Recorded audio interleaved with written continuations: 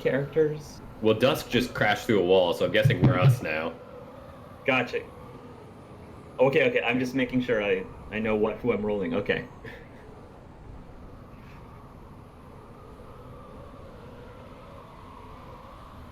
Okay.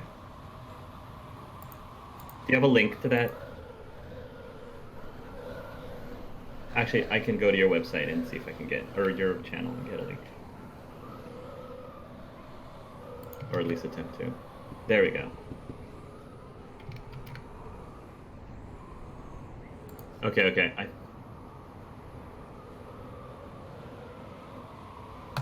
I don't see us, but I can hear us on the live stream.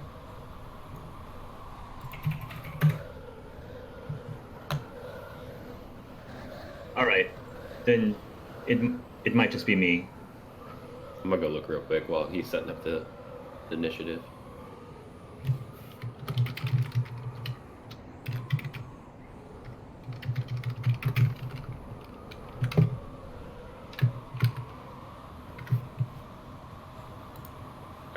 I don't see video. I hear us. Yeah.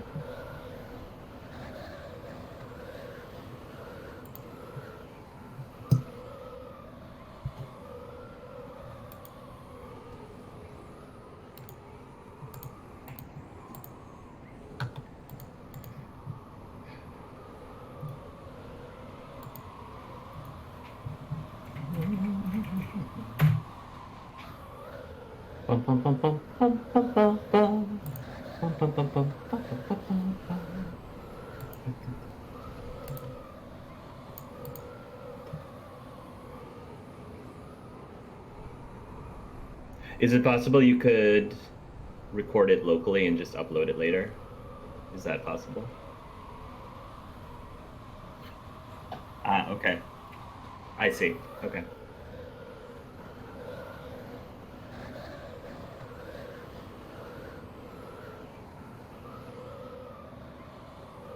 Right, just in case. Okay. Anyway.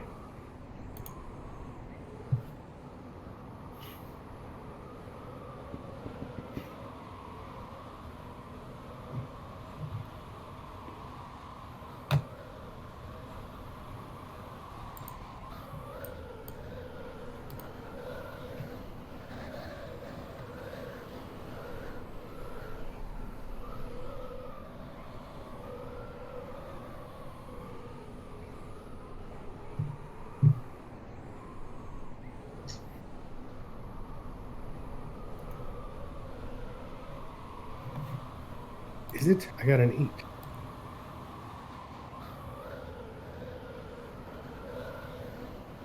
It should be Sammy. Sammy got 19. Sammy got 19. Do I have... Yeah. Okay, so out of character, just I don't have context. So Dust just crashed into this tavern, and then the rest of us happened to be right behind him. Okay, and what's the context of us? I guess is what I don't understand.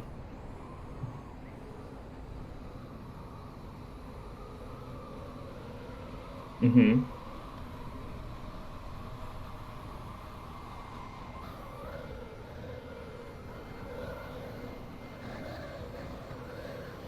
Oh, gotcha. That's the part that I totally missed. Okay. So, can I roll something to assess what the creature is before I do anything? Okay. Survival.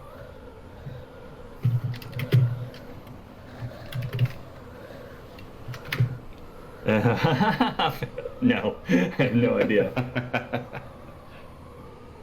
Okay, can I do something insightful to determine if he's hostile or not? Okay. I mean, the bear is what threw Dusk through the thing? Okay.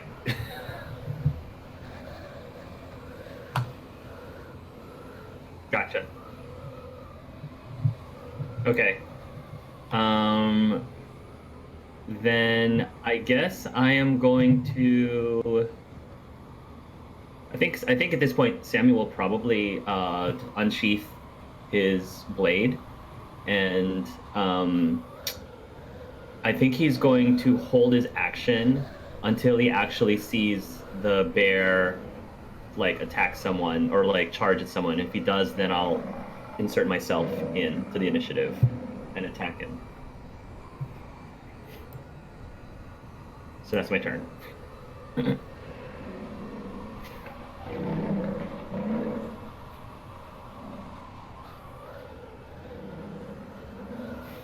Come on, there we go. You were actually playing the bear music, and I thought it was something outside because we're having a I don't know, like, what is like? Is something at my door, man? Okay.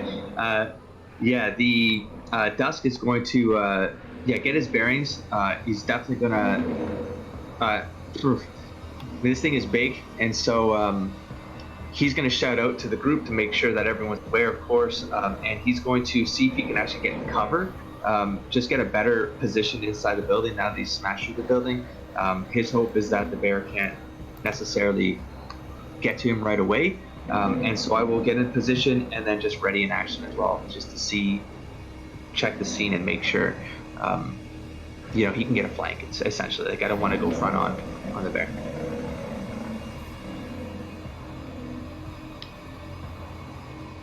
Nope. Sure.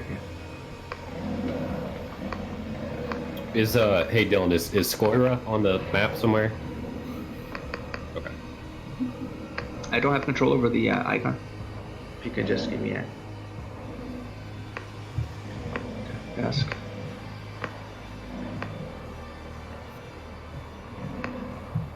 He's frozen in fear. Here we go. Yeah, I can. Yeah, I'm gonna go right to the edge of the wall. So wherever the opening is that I busted through, I'm gonna go right to the edge of it and peek out. Yeah.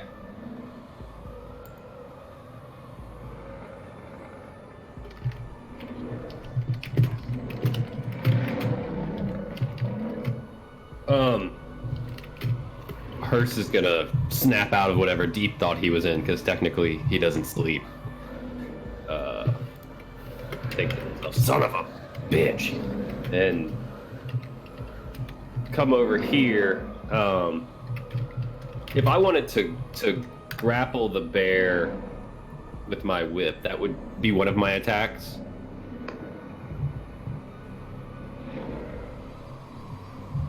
Well, just to hold it in place, keep it contained.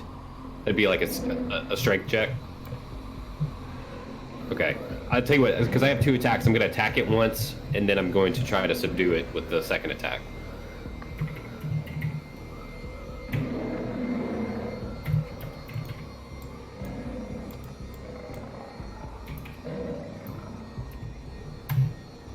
Does a 14 hit it? Okay. Second attack is to try to grapple it, but I still need to hit it with an attack first, right? 25. Nice. Okay, so that's not going to do any damage, but then I have to do a strength check, right? Okay.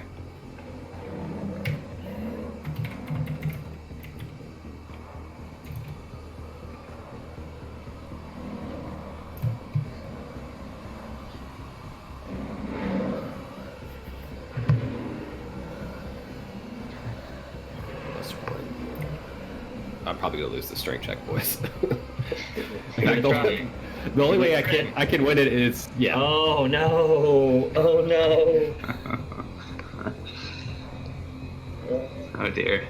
Oh no!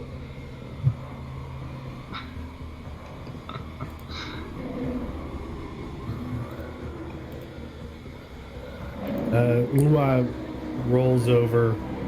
No. Sleep is Ua's time. He'll pass his turn.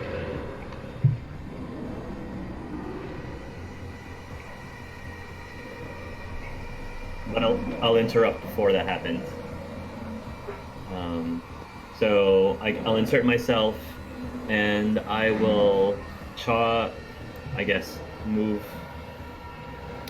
Is it possible, because I'm small, to like move into his space? I think I can because he's really large. I'll move into the space under him, and can I possibly do like a targeted attack on one of his legs to just try to slow him down? All right. And so I guess I can attempt 2 attacks, like normal, to hit one of his legs, like one of his front legs. Okay. So the first attack is 20. All right, and then the second attack, I botched. So Oh no, fumble. let's do the regular attack first. I'll do that one first. Okay, so that damage is a 1d8. 2. Okay. So that is, I did 10 points of damage to his front leg, one of his front paws. And then I botched the second one.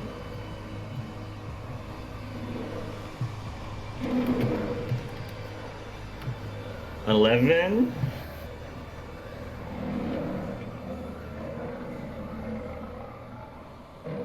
Ugh.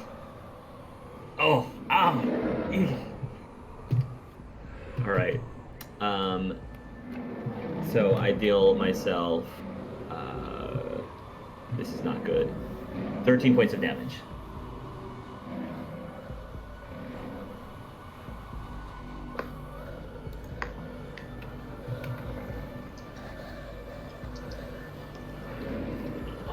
Oh.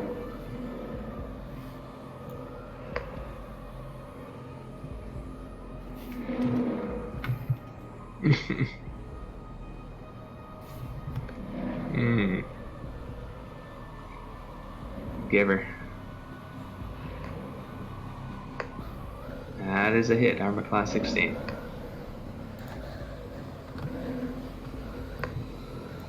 Okay.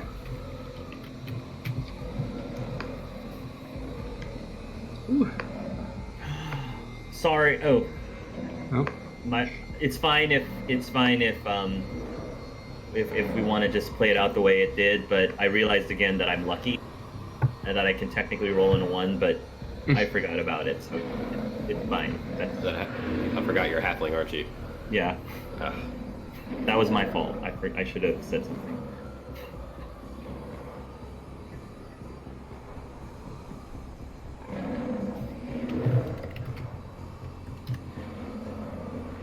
Okay. No, it's fine. I'm incapacitated. All right, so I'm gonna do a double attack here. Flanking is advantage, yeah. And then you roll 2 times to take the highest, right? Okay. Thank you. Oh, okay. Sure. Yeah. 1. Okay, that's the sword. Sweet. And the dagger. Oh, yep. There you go. 22. And for damage. A sec here.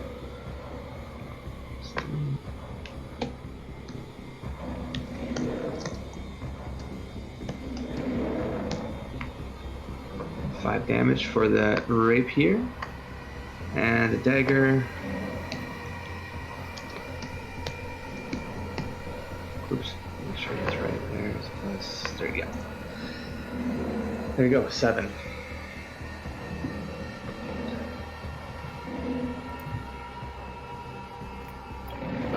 So is Sammy still technically under the beast? Okay. Hearst is gonna stomp over, angry that what he attempted before didn't work at all. And his whip is gonna amplify with more seething eldritch energy. And this is flanking, right, Dylan? Even though it's so big, technically I'm flanking it with Dusk. Okay, and then he's just gonna want to wail on this thing.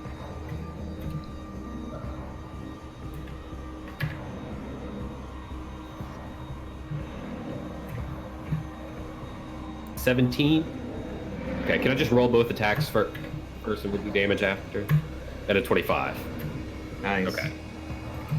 It's so easy because you can just up arrow and make it repeat again.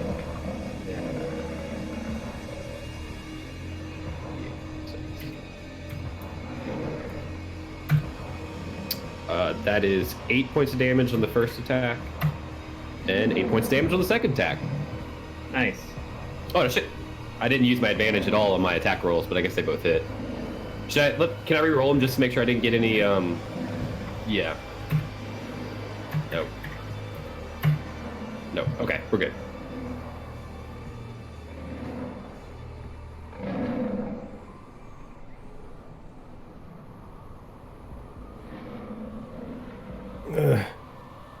Oh, you're back now. What? They look fine. You can help them if you want.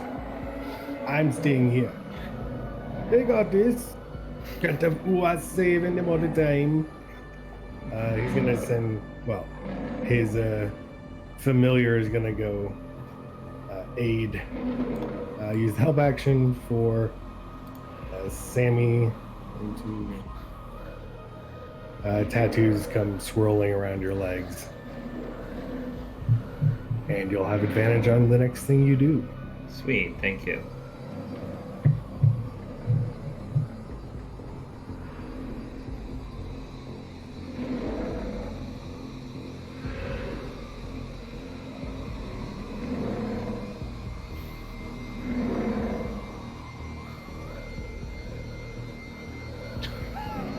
Yeah. Yeah. Oh, minimum. No, but I will, just to stick the bird at him, cast, shit, dang it, sorry. I'm going to cast Hellish Rebuke at 3rd level, just because thing just pissed me off. Let me see, I'm sorry, I don't have the spells up.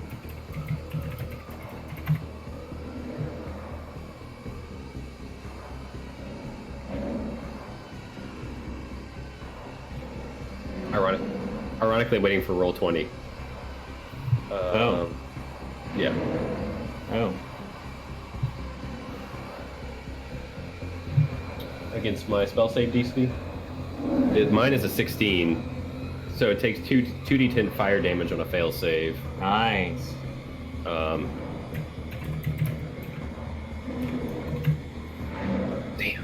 It's only 6 damage, but damage is damage. Right.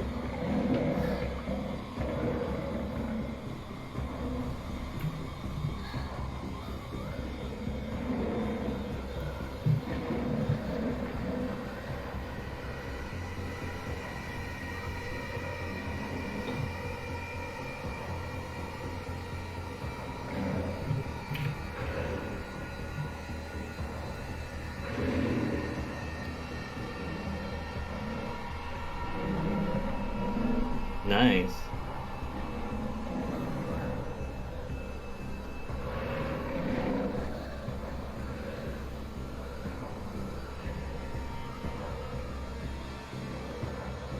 Yeah. When Sammy comes out of the snow, you can decide if anyone actually wants to for this, but he actually mumbles something under his breath softly, and it's actually in a more adult voice and less child voice. It says in a more adult voice, say, "That didn't go the way I planned," and then he sort of like shakes off the snow from his eyes, and he will attempt to attack the bear's other hind legs, I guess, using advantage because of the tattoo. But he will sheath the bleeding sword with his own blood into the scabbard, and then he will strike. This is only for his next attack, correct? So I'll use that on the advantage attack. So that will be... You have like triple advantage because you're flanking with Dusk too. Oh, triple. Is Well, triple that's not a advantage thing. I've seen it done, but no. I don't think. Yeah, I don't think that's a thing. Yeah. Okay, so Natural, not a natural, but unnatural 20 for the first. And then for the second one, only a 9. So I'm assuming that one misses. Well, you would have advantage still Oh, I have advantage still. because you're flanking. I see.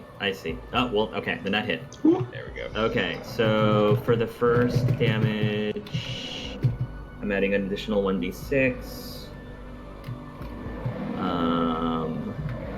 13 points of damage, and then for the second hit, I don't have an extra 1d6, which is 14 points of damage. There you go. And then, I guess I could... If I move away from the tattoo, do I lose any benefits? Just out of curiosity? Okay. I guess I will... I think I'm fine where I'm at, actually.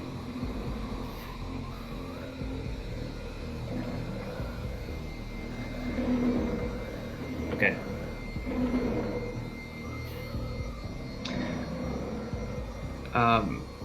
I really want to bail out of here because if this bear turns towards me, I'm dead.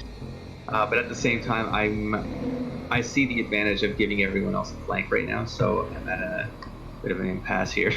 So, Well, I was guessing, Dusk, I don't know, because I know you're kind of new to 5e, you can technically pivot around the bear and not take an opportunity attack. I have the whole thing where I cheer no problem without getting attack opportunities. So I was hoping to pull back here out of the. I'm assuming there's like long range here because of the size of this creature. So I was going to back up into the building, and then do a necrotic blast at the bear. Does that still make me a risk that provides flank for everyone else by having a range, or how does that work? No, okay. Yeah, well, I can still pivot and give. Oh, you can myself and Sammy I got what you're saying. flank. Gotcha what you're saying. Okay, so I am definitely going to do a disengage action, and then I'm going to do the bolt.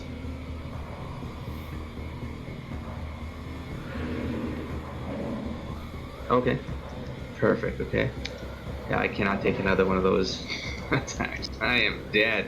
All right, so here's the attack here. Bolt. Hopefully it works. Dang it, 10. Oh, do I get advantage for being in flank with range? No. No, flank doesn't work with range. Okay. Dang it. Oh, I'm safe at least.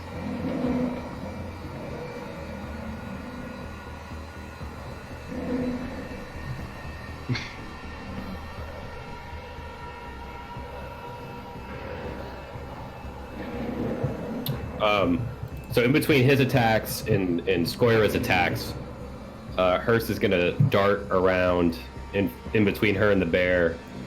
And as he's passing her, he's gonna say something snide to her, like, "Nice of you to skip some of your beauty sleep to help us," and come and get in opposite with Sammy for flanking advantage. Natural 20 on the first attack. 2 natural 20s. Damn. Oh my goodness. Wow. I got a nat 1 on the. Thank God I had advantage. Awesome. You're luckier than a halfling. Okay, the first one's a 7, the second one's an 84.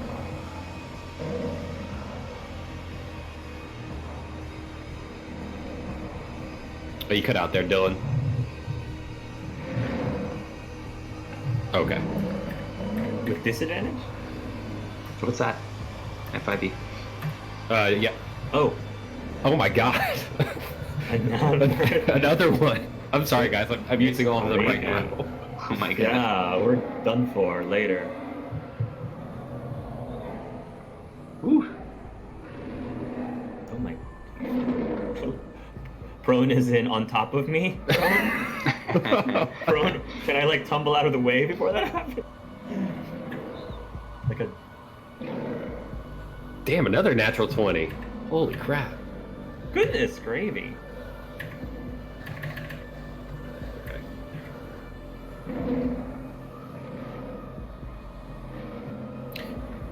Oh yeah. Okay.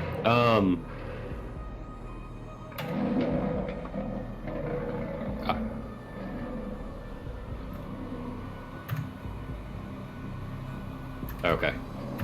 So that is all that I had together. 18. Yeah. No, 16 plus 14 would be 30. 30. Goodness gracious.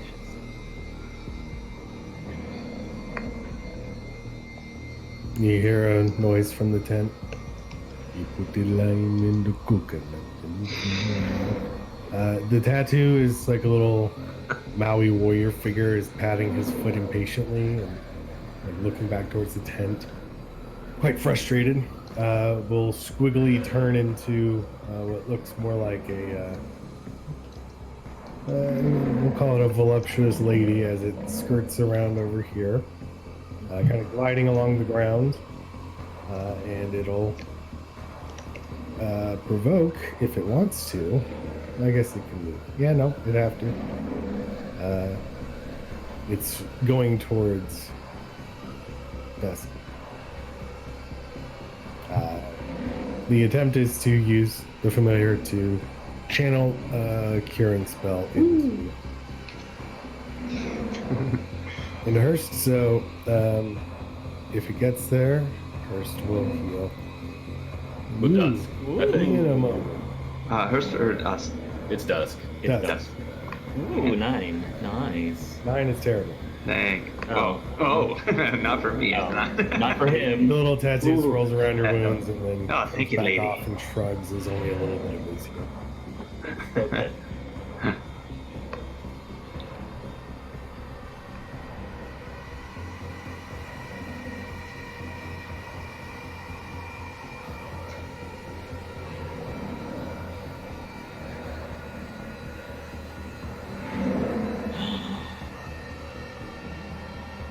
Oh, damn. Damn. Crap. Oh, You just damn. described Solar Beam from Pokemon Venusaur. Solar Beam. Jeez. Wait, so everyone except for moi? It's a 19, boss. Wisdom, you said? Okay. 14 for me. 13.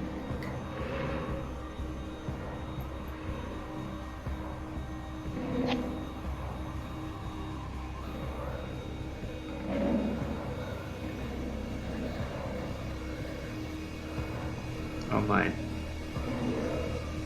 Going Okay. to 19. Okay. 6d6. Oh, my God. Oh my goodness. Oh my goodness. 27 is already half? 27? No, is the full. Oh, good. Okay. Oh, ow. Okay. Oh. Oh.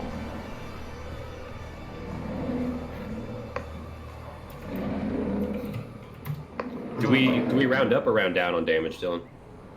The familiar has 14. 1 health, so here we go. I'm sorry, you said under 15 gets full damage. Yeah. Full damage. Oh, yeah. And you're stunned, right? And I'm stunned. Down. Dag nabbit. Oh, I'm more than stunned. I am down. Oh gosh.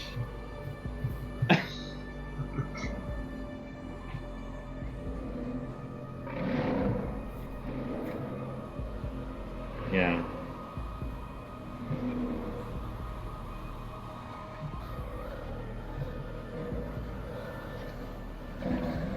Yeah. Oof. Ow. Ow. Oh gosh. Okay. So stun mean what again? Yeah, but what does that mean when I'm stunned?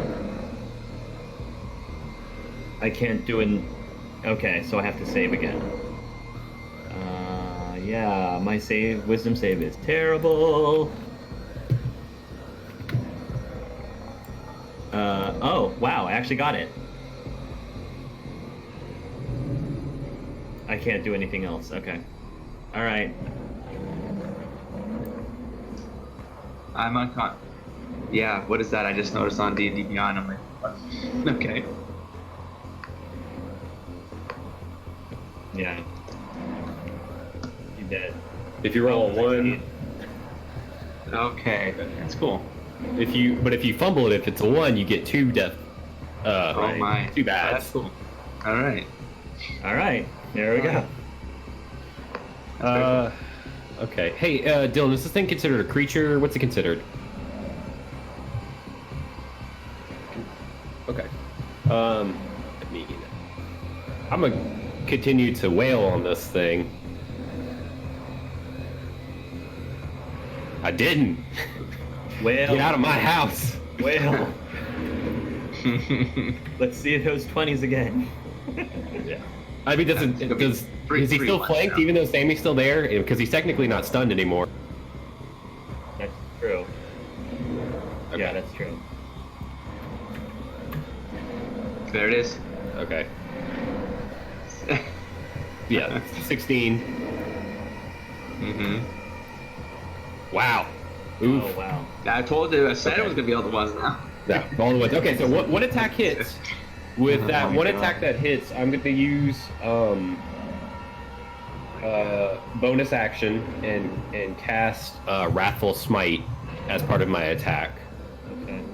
And let's see, he has to make a Wisdom save against my spell DC because he's a creature.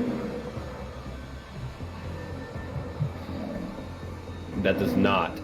So here's what happens. I get to deal the extra 1d6 psychic damage to him.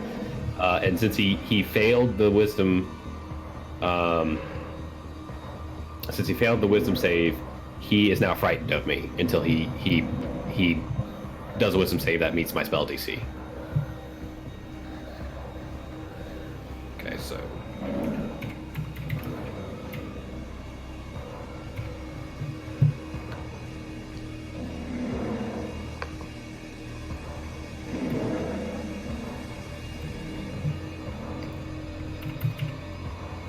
that's the whip damage.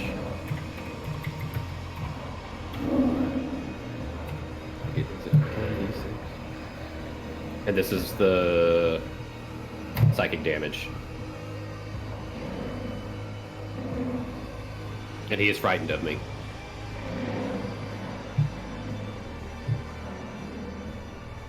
He rolls over, grumbling.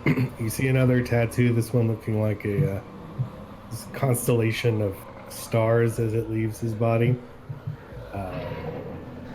Goes flowing swiftly to where Dusk is. I'm out of game casting Healing Spirit.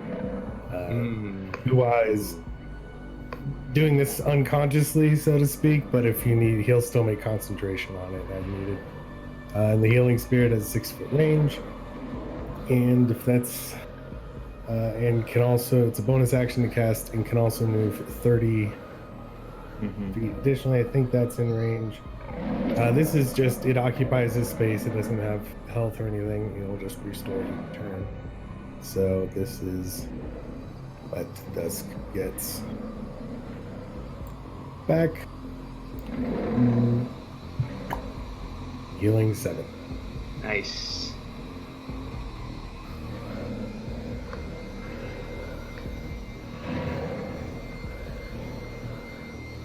Oh, I see. Okay. Yeah, cool. So he has 7 hit points, is what you're saying. Yeah.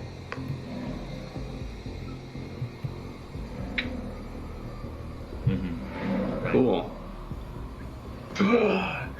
Dust comes back.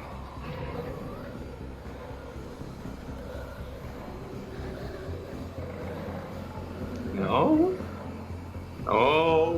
Oh my gosh.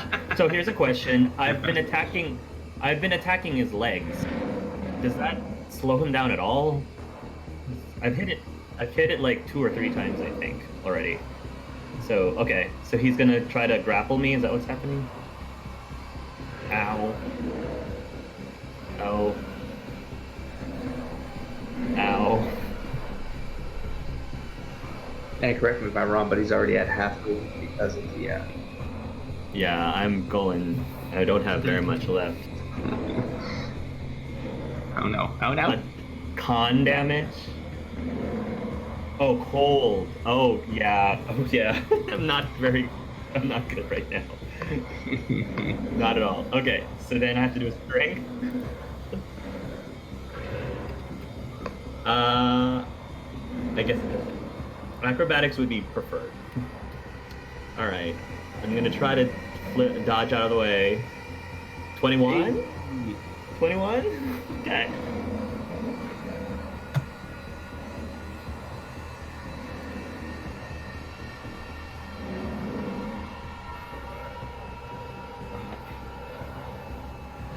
I get an opportunity attack, don't I? Okay, and Don't I get an attack of opportunity too? Okay. I will say I went reread the spell I cast, Dylan. It is a concentration spell. That's why he can continue to make DC saving throws against me. But yeah, but also the damage is continued with every melee attack.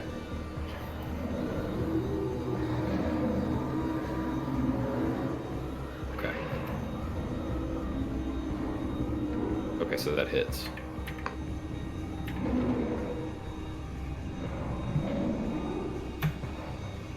All right, that's 14. That's 18 damage altogether from Hearst on the opportunity attack.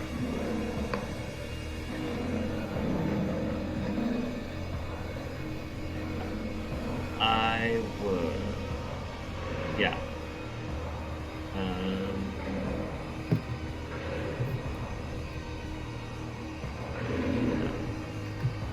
24. Am I able to use the sheath for an opportunity attack? That's your call. Yeah, that's fine. Yeah, okay. 13 points of damage. Ooh. And I'm still trying to hit his legs, so hopefully the 24 still hits the legs. To still continue slowing it down. Okay.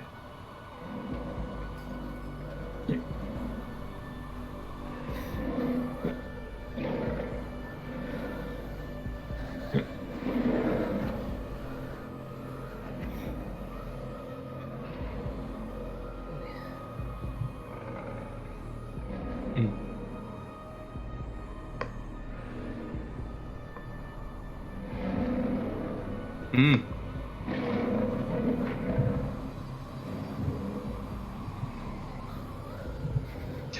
One in the water. Oh.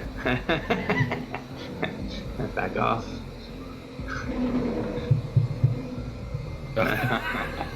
Okay. You don't love it when the DM's super vague like that. Okay.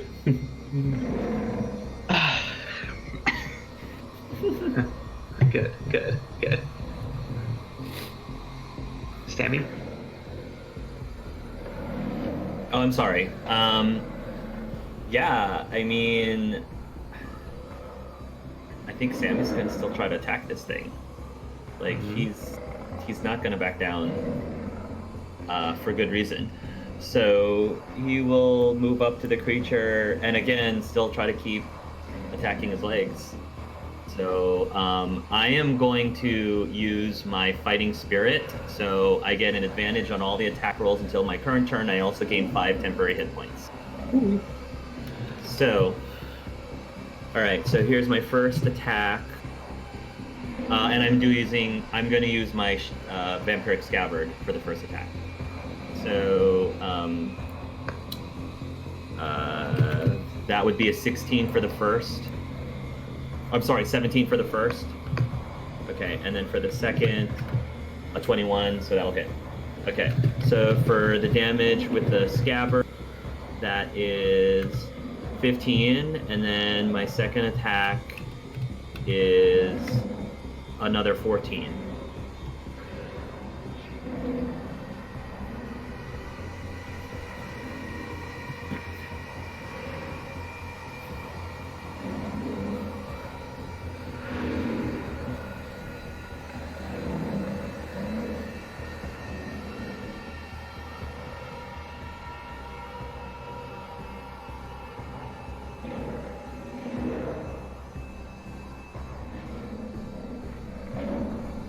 Okay.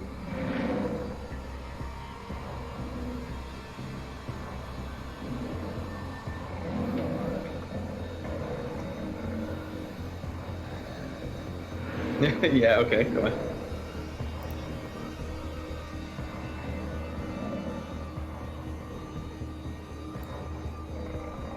Mm.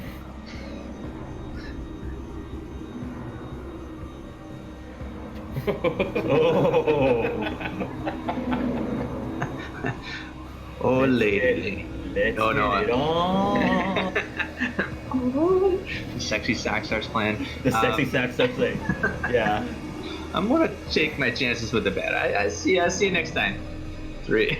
I'm out. I'm gonna take my chances out here. 4, 5, 6. So I can get to 30 feet, right? Oh shoot, hold on, let me recount that.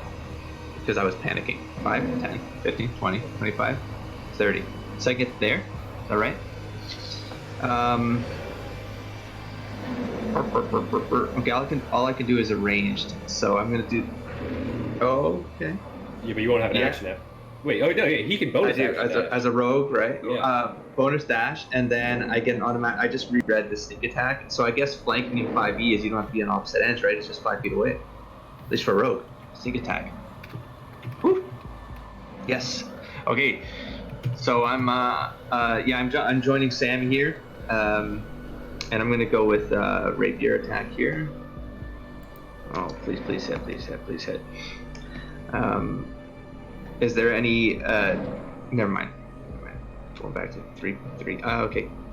6. Damn it. 9. Yeah.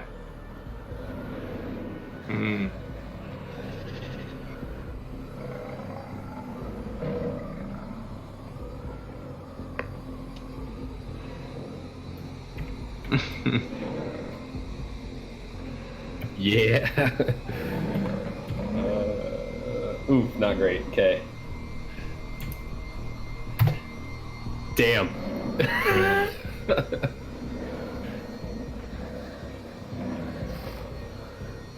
And so Hearst is gonna turn, and I mean, it looks like he's standing like, is that the doorway or the window? And he's gonna side eye Skoria with his, and he'll drop Mask of Many Faces somewhat, and it'll be his revenant burning red eye. And then he'll throw his whip back, and it'll just dissipate into thin air, and he'll yell to Sammy to get down, and then he's gonna Eldritch Blast this, which Sammy's pretty short, so I'm short. Yeah, I'm pretty sure probably don't even have to get there. What? he just Yeah. Just don't jump. right. oh man, oof, not great on either blast. There it is. There it is. I don't. What happens with the? You used them up. Yeah. It's not a weapon, so I don't know exactly what's gonna happen. Oh man, that's still not good. It's an 11. I'm probably dead, guys. Rip. Oh no. Or I'm probably dead. Oh no. Oh. There goes my heroic moment. Don't I know it? Don't. This spell hurts too. 11 damage. Oh man. I am not in great shape. Okay.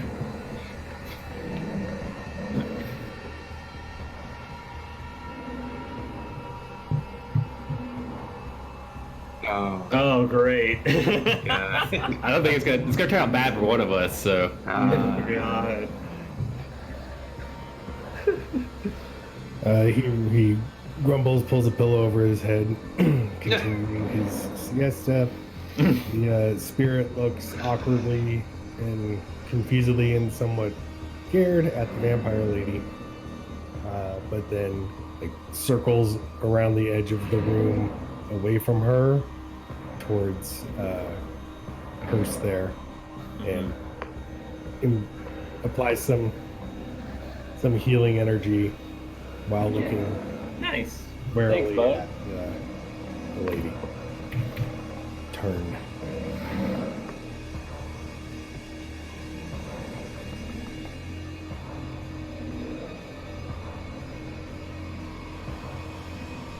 Oh shit! I need to roll a concentration check too, Dylan. Oh wait, no, I don't. Never mind.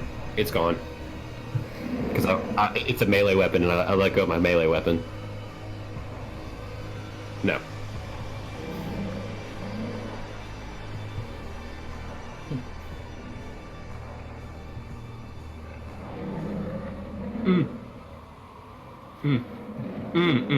Oh no. Oh. Oh, Jesus. Oh, thank God it's Dex.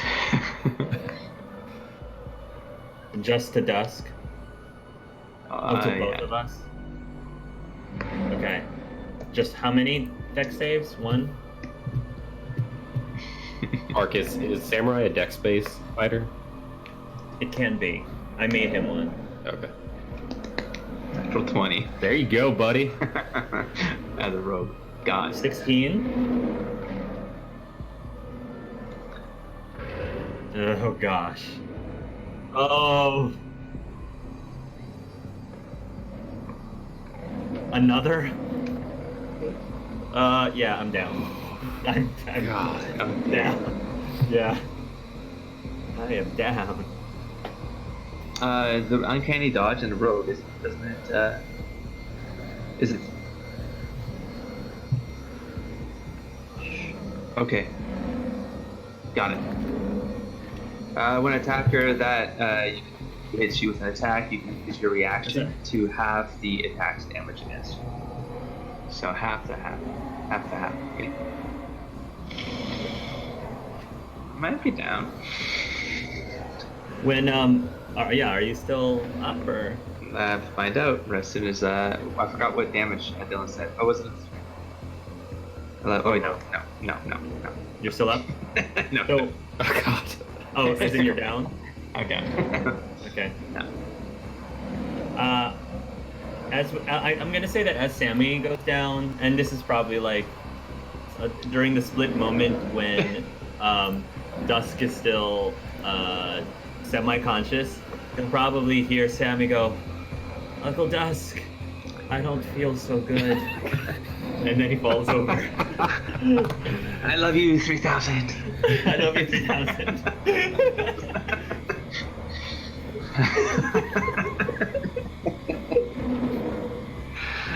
Jeez.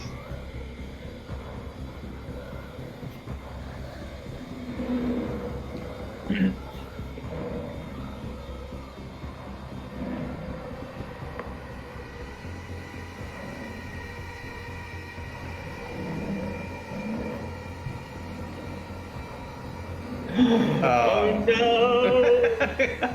Oh no! I chose death by bear. Oh my god. Both of us? Oh, both of us. Okay. Oh, right. 1d20. Yeah. So I'm on the ground, right? I gotta use half my movement to get up. Oh. I got a 17. Was so that's I? a Success. I thought we kind of flavored that I was laying on the ground and got blown back. Oh, I was? Okay, I didn't catch that part. Well, I can't do anything.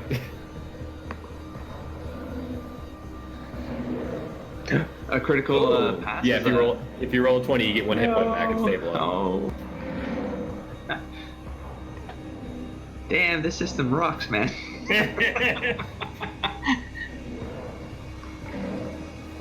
Okay. Yeah, he is not. Oh my gosh. All right. Between a vampire and a ice bear. Which one's the risk here? Oh my god. Lady. I'm gonna go for the bear first. Wait, who's up? So it's just that's up. Only and his spirits, huh? Everything else is incapacitated and stuff. Lady, I need help with this bear, lady. Oh, geez, I'm going to. I don't want Sammy to get taken by the bear. I'm gonna risk. I'm gonna attack the bear. I'm gonna risk the vampire to save Sammy's safety. So rolling for do. 20 plus. Please. Show me some mercy. So 14 on the bear. No, Kidoki, and then the dagger. This is horrible, and it won't be advantage. So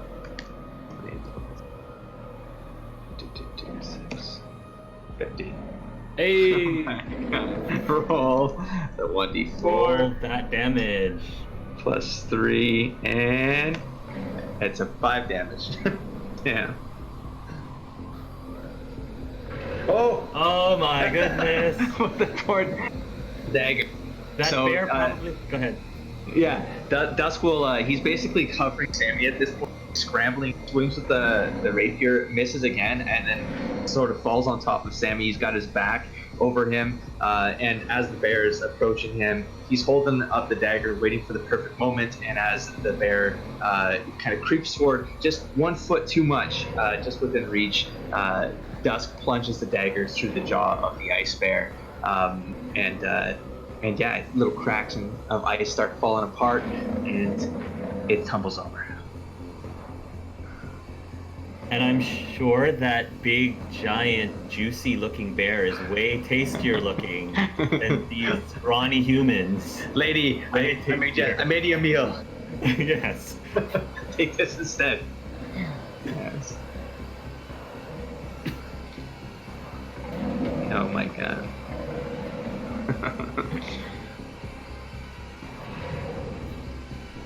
The spirit will look over Hurst, see that he's not dying or knocked out significantly, and then will fly towards Sammy. Sammy heals. Something good. Just stop editing it. Something good. 8. Sammy heals 8. Nice. And Thank you. from out of the tent, where you can see Uwa's head poking out so that he is technically visible target, still asleep. A long line of little tattooed kind of worker-looking people come out carrying one of his totems, and he turns and like scratches his head and thrashes a bit, and they come marching out and plant the totem there, which starts to undulate some healing waters, and healing 8 to whoever wants it, Including Hurst? I don't think it reaches me. no, Sammy or Dusk. Oh, it's an or. It's Sammy. You're giving Sammy, it to me? Okay. Yeah, I don't want the vampire getting at you. Okay. Okay. And the little army guys march back to Uwa and like crawl all over him and get back to their place.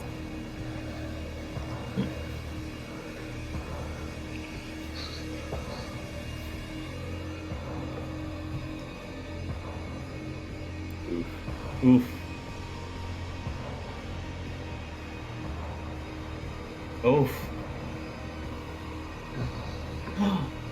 Oh no. No.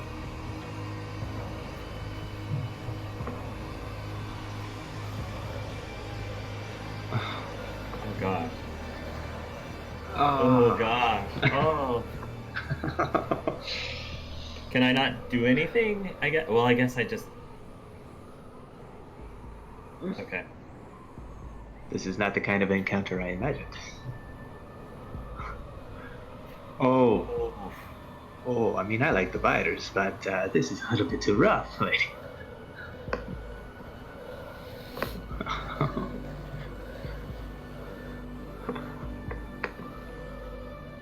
Oh my god, I had 1 hit point. Is there like super death in this? 50 damage, okay.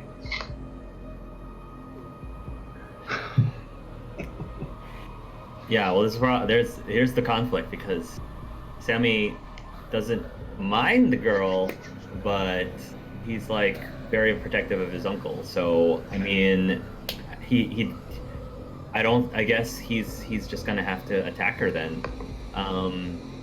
So she's on top of Dusk. And I guess is it possible to declare that you're trying to someone like non-lethally? Is that a thing in this game? All right. So I'll try to essentially knock her out. So once again, I'm going to use another fighting spirit. So again, I'll get 5 temporary hit points, and then I get advantage on all my attacks. So let's see. So that's 1d 8. Sorry, 1d20.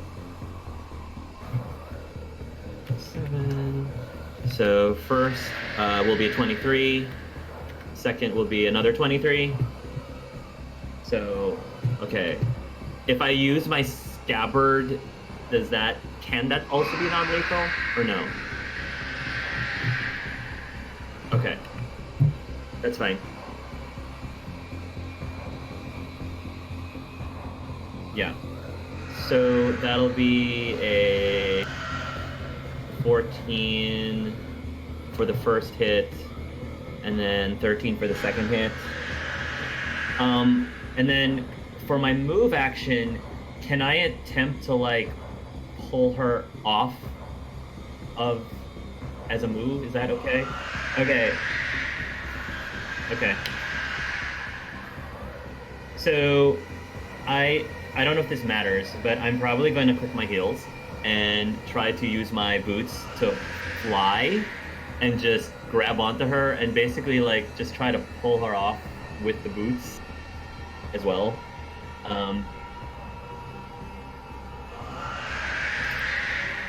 Yeah. Is this going to be a strength check to pull to? Okay, and I have advantage. All right.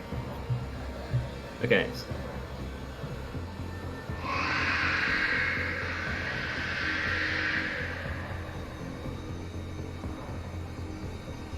Right. Okay. So I have advantage in this. I'm glad. Wait, so here's a question. I have advantage. I rolled a 1, but because I'm lucky, I can re-roll it again. So I can roll 2 more times. Okay. No. Higher than that. A 2 is higher than a 1. Higher than that, dice. All right, 20. Ah. Okay.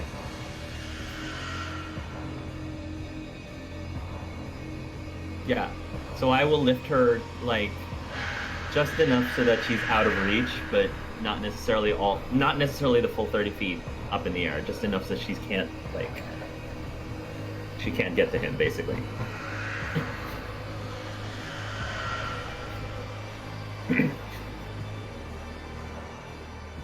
Okie dokie. That's 20. Man. What? Damn, boom! I've never seen anybody get this lucky on Death Slaves ever. I didn't know Death and Life could be like this. Oh my god.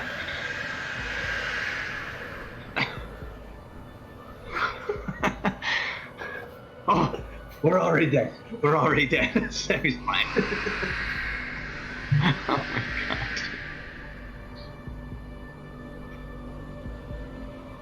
Yeah. Yeah. Oh my god. Hearst is gonna stand up with just half his movement.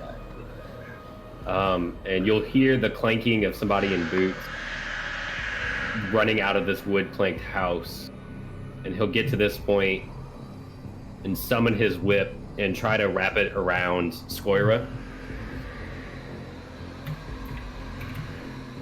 Oh, not on the right thing.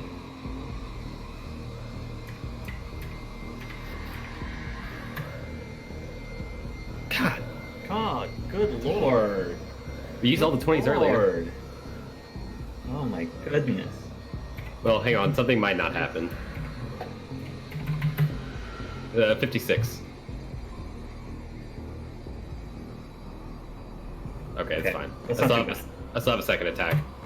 Okay, 22 to get it around her. And then I want to yank as hard as I can toward...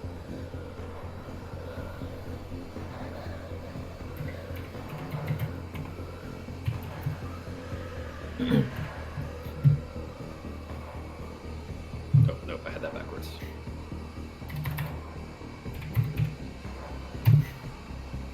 He does 8 damage to her. And then if I yank her, I mean, she doesn't really have an anchor other than Hark holding her, than Sammy holding her. I don't know if Sammy's going to continue to hold this Eldritch Whip around her. Are you trying to pull her towards you? Yeah, like away from the two of you. Is it possible for Sammy to go with her? Do I have to let go of her? I probably would just I'll just probably hold on to her and just because I don't want to necessarily let go of her because if she gets loose I want to be like right on her basically. So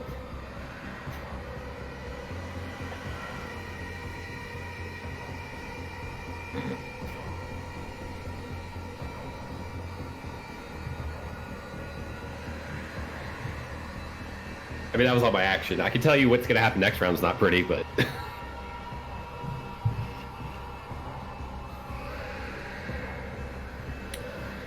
If combat's over, then the healing stuff will just keep healing people.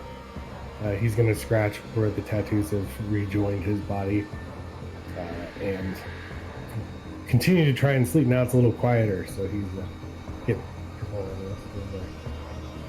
If combat's over, then I won't roll. If it's still important hit points, then I'll do the rolls for those two.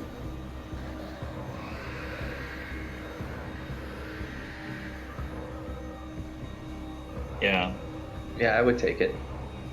9. I'm at 1, but So yeah, now you're 10. Just in case. Perfect.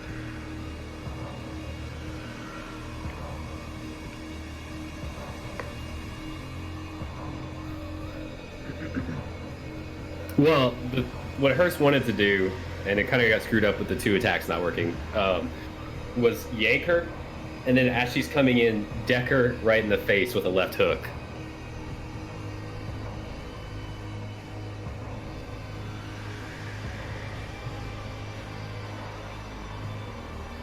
No, I'm just. I guess I'm readying my action in case she breaks free and tries to attack someone else. I'm readying my action to attack if she does.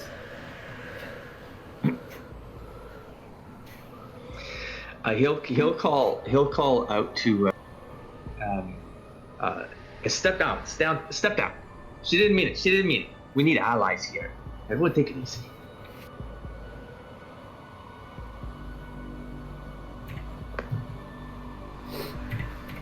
I mean, it's considered an unarmed attack, right?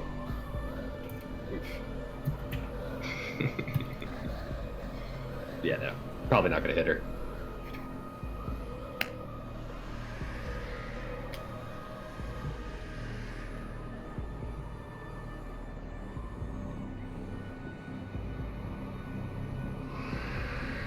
Mm-hmm. I mean, combat. Okay. Okay. And are we saying that as long as we stay within that circle, it's just going to continue healing us? Okay. So you have 14d6 more of healing spirit and 8d4 plus 5 more of healing dream total. So lots of. Sounds like we'll be able to heal ourselves as long as we don't move away from that spot. Yeah. Sounds like. Yeah, I need to get in there. Yeah, get in there. Everybody huddle. I'm gonna go back to my tent. I'll be in my bunk. I'll be in my bunk. Firefly, nice.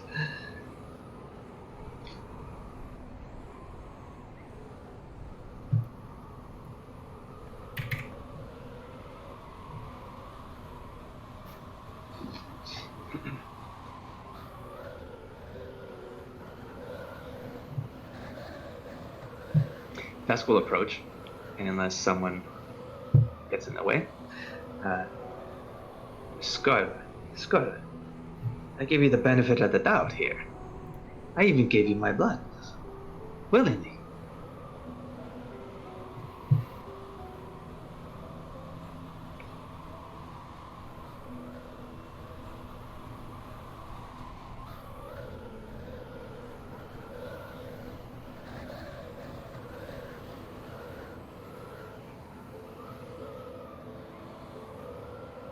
We were taking you back to the city. What do you think this would do? We can't bring you back to the city if you're going to be in control.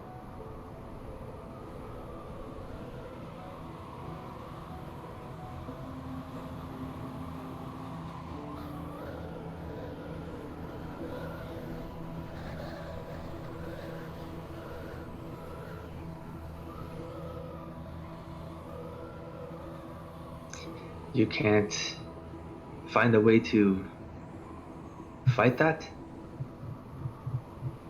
There's the bear right here. You've never just let that rage come over you and just leave the living alone. Of course she can't. She's more animal than human. Her says as he drops his whip and walks back to his tent. I've seen plenty of humans that act more animal.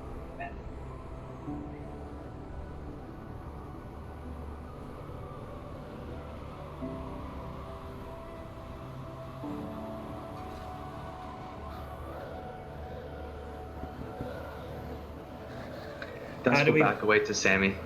How do we break this curse?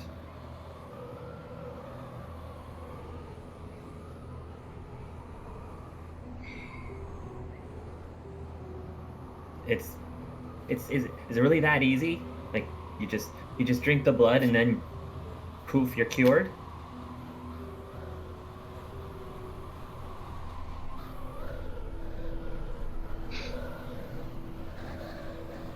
What if it makes things worse? Where did you get this information?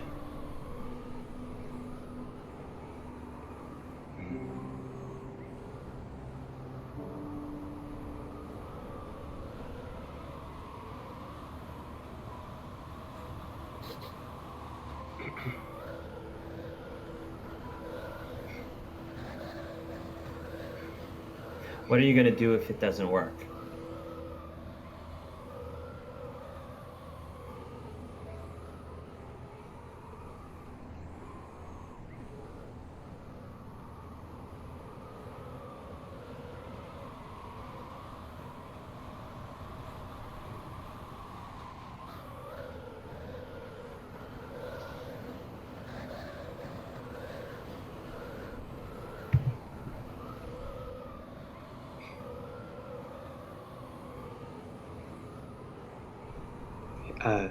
Dusk will look at the group. I still want to take her to the tree. But this is a group decision. How do y'all feel? I know how Hurst feels. I mean, we came this far, so if that's the plan, then why not? I mean, there's some hope here, right? What if it does work? If it works, that could be an answer to a lot of problems that we've inherited for what reason? For decades.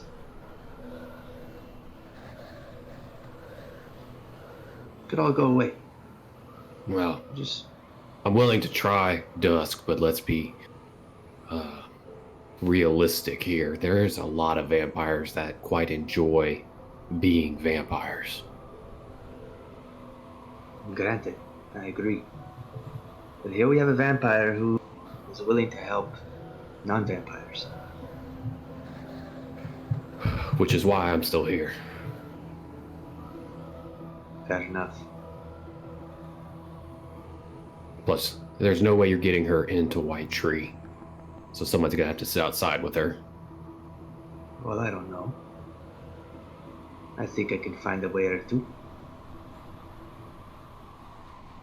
Look, you get caught hustling a vampire into White Tree, you're gonna lose pretty much your status as a Dusk Runner, and you'll probably be exiled from the city, if I'm being honest. It is a huge risk. All we need is the blood. She doesn't need to go into the city to get it. If you get the blood, come out, that's gonna be pretty hard by itself. Is that That's- true?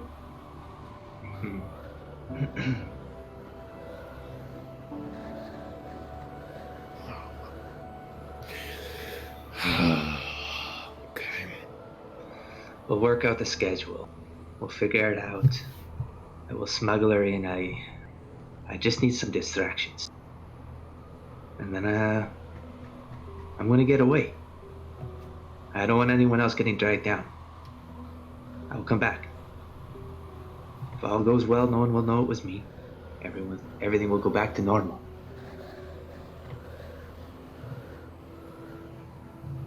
We need someone on the guards. We need distractions. I can get her to the tree.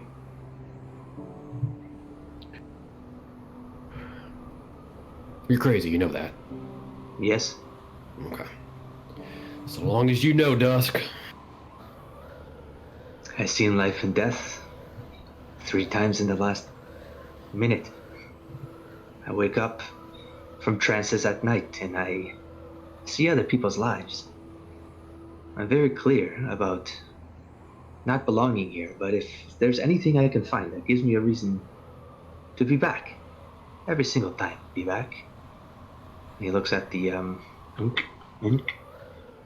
I mean, there's signs. There's always signs. This is not normal. I'm going to follow these signs.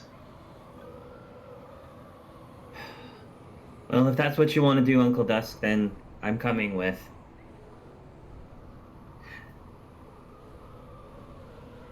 Thank you, Sammy. And Mr. Hurst, you were super useful during that fight. So if you're willing to tag along. Might as well see this thing through, Sammy.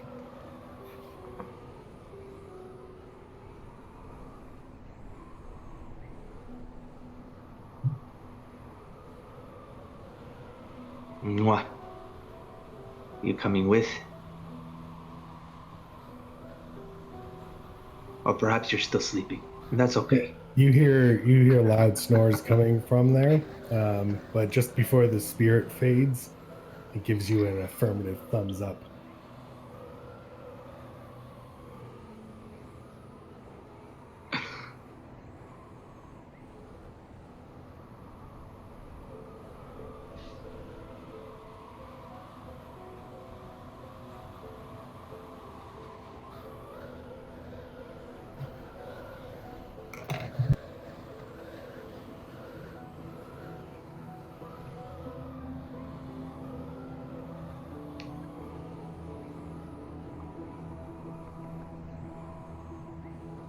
Mm-hmm. Exhaustion and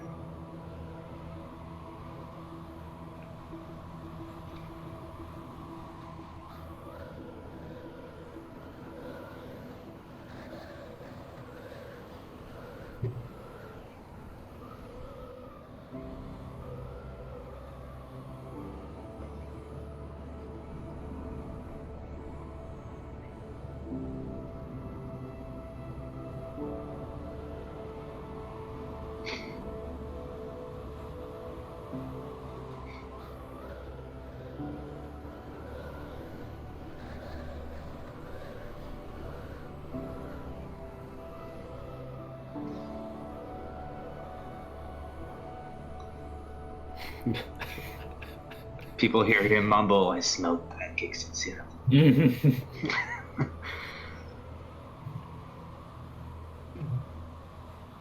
Mm.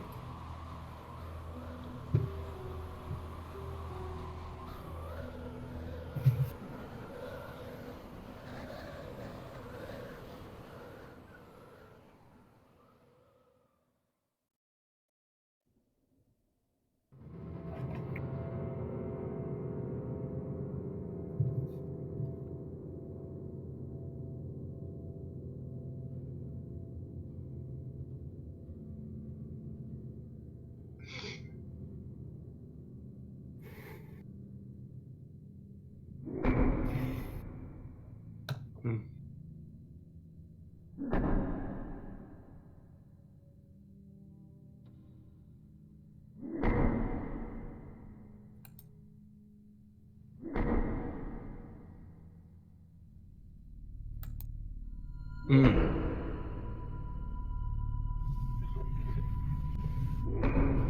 Mm.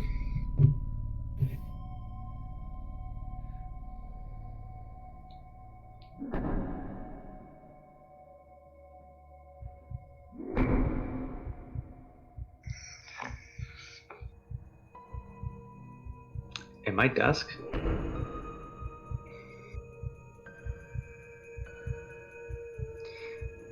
I look up at the stained glass windows. Do any images seem familiar to me? Any motifs?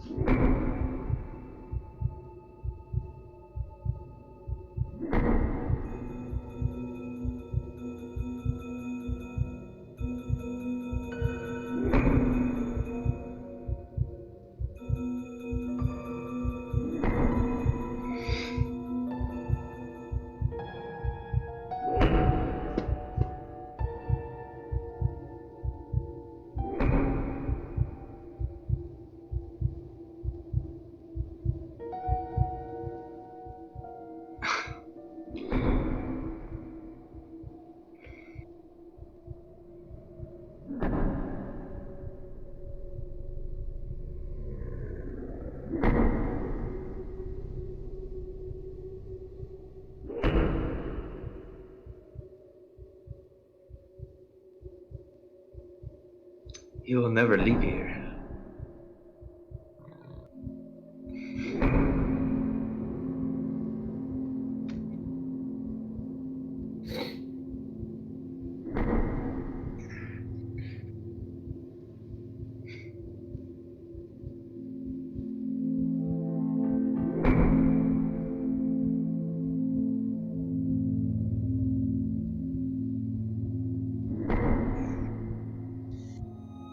So Dusk at this point, he starts pushing on the on the restraints to see if he actually feels the pain of the barbed wire. As soon as he says that, he's like, I don't think it. Okay.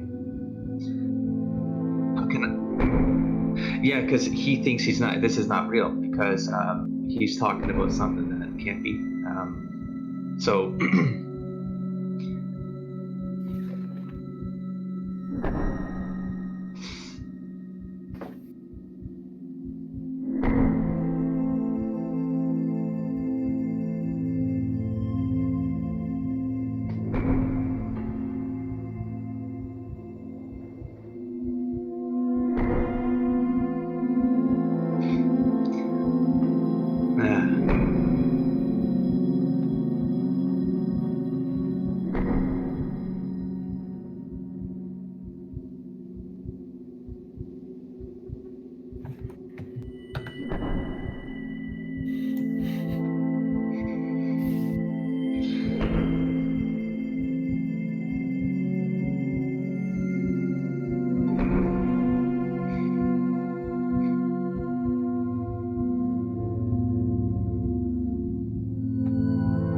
Not have me here if it was a waste of my time. We both know that I'm on the right course. She gets the right tree, she will never come back or get out of this place.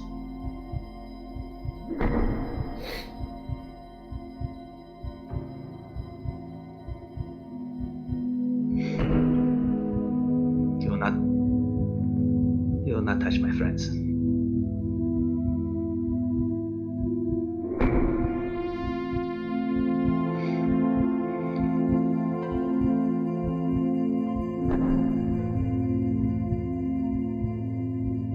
Yes, Dusk will start struggling even more just to make him bleed as much as possible and try to go unconscious.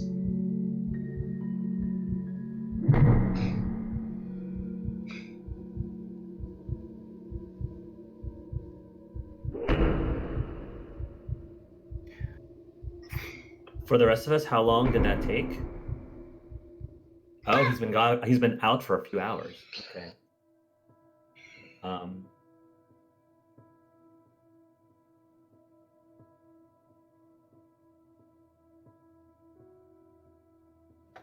So for us, he just collapsed unconscious, and we've just been carrying him with us, I guess. Can I? Is it possible for me to roleplay with somebody while he's out? If that's okay. So I guess we're out wandering, and physically, I don't know if Sammy can carry his uncle. So would would we get a wagon? Like how are we doing this? Do we have a wagon? Are we like on a wagon or something? Bring out the dead. Probably. Well, I mean, it's all snow. We could just make like a sleigh. Yeah. Sleigh. So drag him behind us. I guess while we're traveling and Dusk is still out, I think Sammy will sort of break the silence a little bit and kind of wander over to Hurst, and he'll say, "Excuse me, Mr. Hurst. Yeah, kid. So something that you said earlier about some people acting more like animals than people. It kind of got me thinking. Before we found you, were you always, I don't know, traveling alone? Yeah, I mean, I think I've gone years without talking sometimes. You don't have like a family? You don't have like an uncle of your own or even kids? No, nothing like that. Why? If I ask, like, why do you not have a family?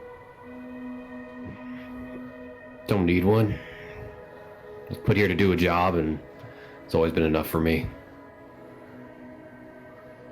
He pauses for a second, and you can see in his head that he's sort of like absorbing something you're saying, and then he sort of like sighs a little bit and says, "So I guess I'm the same way too.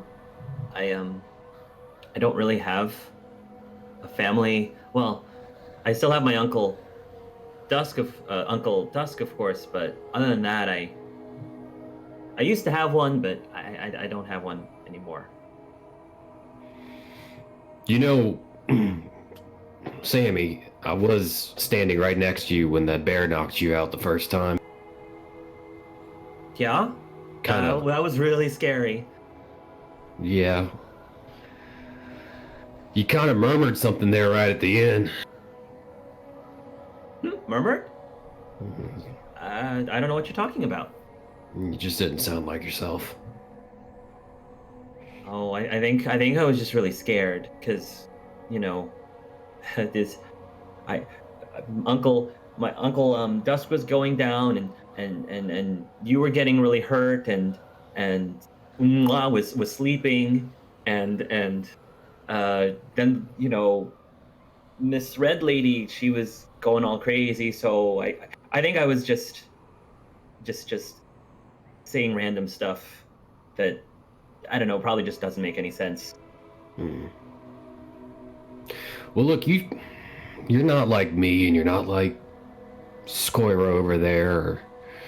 I have a feeling that your uncle has a few secrets. You seem to still be in the prime of your life.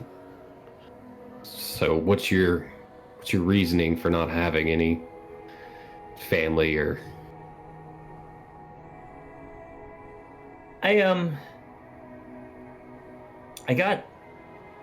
guess it's a long story, but I got blamed for something terrible that I didn't do, and nobody believed me, so that's probably like the best answer I can give you without getting really too much into it. Are you originally from White Tree, or? Oh no, I'm Oh, Dylan just left. I was gonna say I'm from insert whatever the main like halfling. Well, no, he wouldn't say that. He wouldn't say that because that's not his outside. Yeah, He wouldn't say he's from a halfling because he's disguising himself as a human. So he'll say, "Oh no, I'm not from White Tree. I came from a. Doesn't matter anymore. It's not my home anymore. So I'm just kind of trying to. I guess Uncle Dusk says reinvent myself. You know, just pretend I'm someone else, because I guess the old me has baggage, I guess. But the new me is trying to start new, if that makes sense. Well, if you're trying to make a new life for yourself, White Tree is certainly a place that you can be whoever you want.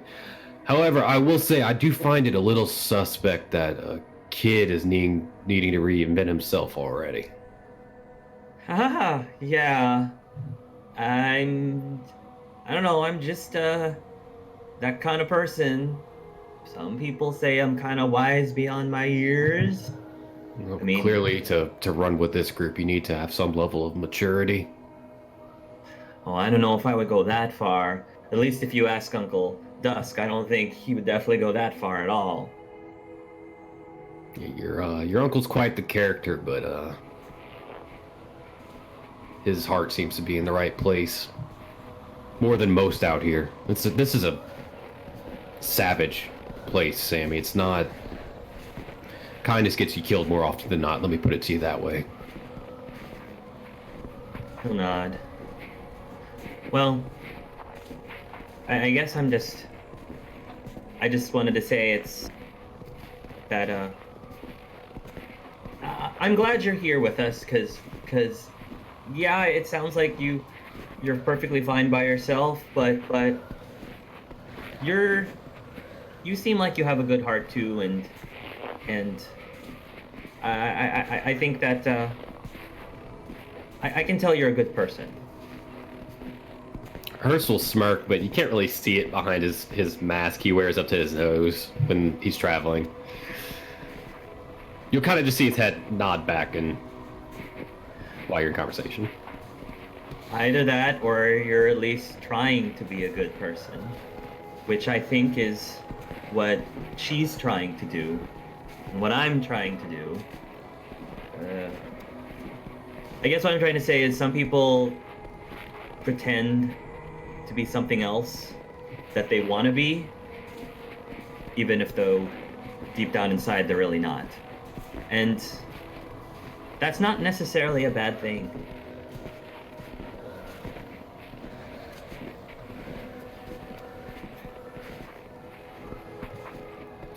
Yeah, you are, you seem to possess a wisdom beyond your years, Sammy. I'll give you that much. I'm still really worried about Uncle Dusk, and he's just gonna look over there. He's been out for how long now? That's a couple of hours. He'll be fine. It's a little bit of blood loss. We're out in the wilderness. He's resilient, I can tell you that much. Plus, I have a feeling that our other friend is keeping tabs on him. What do you think of Mr. Yu? He's, what's that term? An enigma wrapped in a mystery. He is mysterious, but he seems to mean well. Yeah, He definitely doesn't get in the way during a fight, that's for sure. He says, looking towards Mr. Yu's direction. Kind of like, you kind of catch that it's a little bit of a jab at him, but, in a playful way.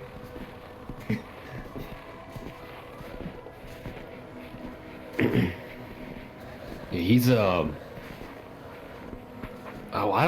be honest with you, I haven't really filled out a full opinion on him, but he's helpful at a pinch, so anybody that's useful is certainly welcome to company.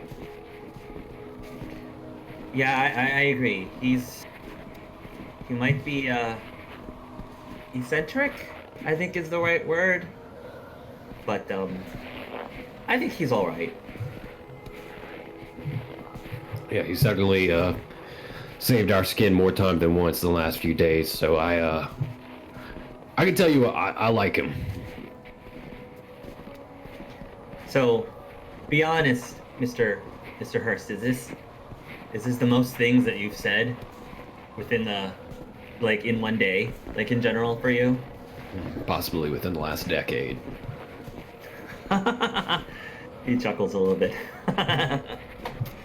And I think Sammy will like give you like a playful like punch on the shoulder. Just like a playful. Jump funny. You're funny, Mr. Hurst. Yeah. Jump up. You're funny, Mr. Hurst. I like you. Thanks, kid. You ain't so bad yourself. Aw, shucks. Maybe you could tell Uncle Dust that. I don't think he appreciates me as much. Hurst is gonna look back. I'm assuming that Sammy and her, the front of this formation, and I guess Hurst is dragging Dusk around while he's on some sleigh or like, you know, whatever they bring people down a mountain on when they break their leg. Right. Where is Skoria walking in back of all of us? Yeah, she's trying to keep a distance from Dusk specifically, just to kind of like not have any sort of temptation kind of take over her again. Head up, head down. Head down. Yeah, Hurst is gonna give her a hard look and then turn back and keep trudging on towards White Tree. Okay. I think Sammy is going to walk closer to Mr. Yu next, if Andrew's there still. I'm here. Okay, and he's gonna say, Mr. Yu, can I ask you a question? What is it, son? So, you know how the red lady, she has this curse and stuff, and she gets. does? Well, didn't you see what happened? Oh, I guess not. I didn't know because, Mr. Yu, you seem to have a lot of, knowledge about lots of things. I don't know if you had anything or could do anything that could maybe make her curse less bad when one of us is, I don't know, dying in the middle of a fight. Not sure that would happen all too often. We keep an eye on you, man. No dying in middle of fights. But, I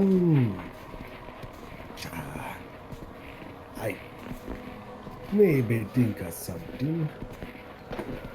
They keep an eye on her, huh? She's struggling with a great load right now. Very heavy it weighs. When the hunger comes, and you want something so bad, and it's the best thing in the world, but you know you shouldn't have it. But you want it all the same. It's real tough. Yeah. I didn't know if there was like maybe a potion or something that you could make so that when she's extra, hungry, that maybe you had something that she could drink instead. You think Uncle you will be a vending machine of some sort? I can think of something. Maybe a bit of juice. Maybe each one of you wants to donate just a bit. Take the edge off. I mix something together, maybe keep us satiated. If you could do that, that sounds really useful. Oh. And a lot of people might actually benefit from it. You think so, huh? Well, I don't know. Are you the marketing type of person, or? God has its uses, but it has its drawbacks too. Another kind of hunger there. Unsatiated once you get your first few bites. That's a good point. Yes, certainly. So, come over here. Come closer. You see you got a bit of cut. You stumble in the wilds. Oh yeah, I can sometimes do that, and I get little scratches here and there. It's okay. Looks like some sort of giant beast moja. Oh Like that looked at. yeah, it was it was a bit that was a bit of a incident. Yes. Not safe to go wandering away from the camp. Should have stayed in your tent, nice and I'll try to be good next time, Mr. Yu. you be you, man. But like you said, satiate the hunger, the disproportion, this little mix and max. I say probably about. He cups his hands together. That much from each of you? I guess he'll just shrug and say, "Sure, I guess I can. I'm not afraid." Messing with the blood voodoo is not something you should take lightly. It may have adverse effects. Really? Just because Who it's knows? blood? I've never done this before. I don't know. I don't know why blood versus spit versus a piece of hair. Why would that be any different? Well, yeah, I'm going to guess in your limited lifespan. Yeah, this short time you've had on this world. Innocent, mostly. You ain't never cut open a man, seen as inert. Have you? At this, I think he's gonna get very uncomfortable really quickly. And then you can probably sense that he's choosing his next words very carefully. And then he'll eventually just like, oh, okay, insight. Oh my goodness. So you have a feeling that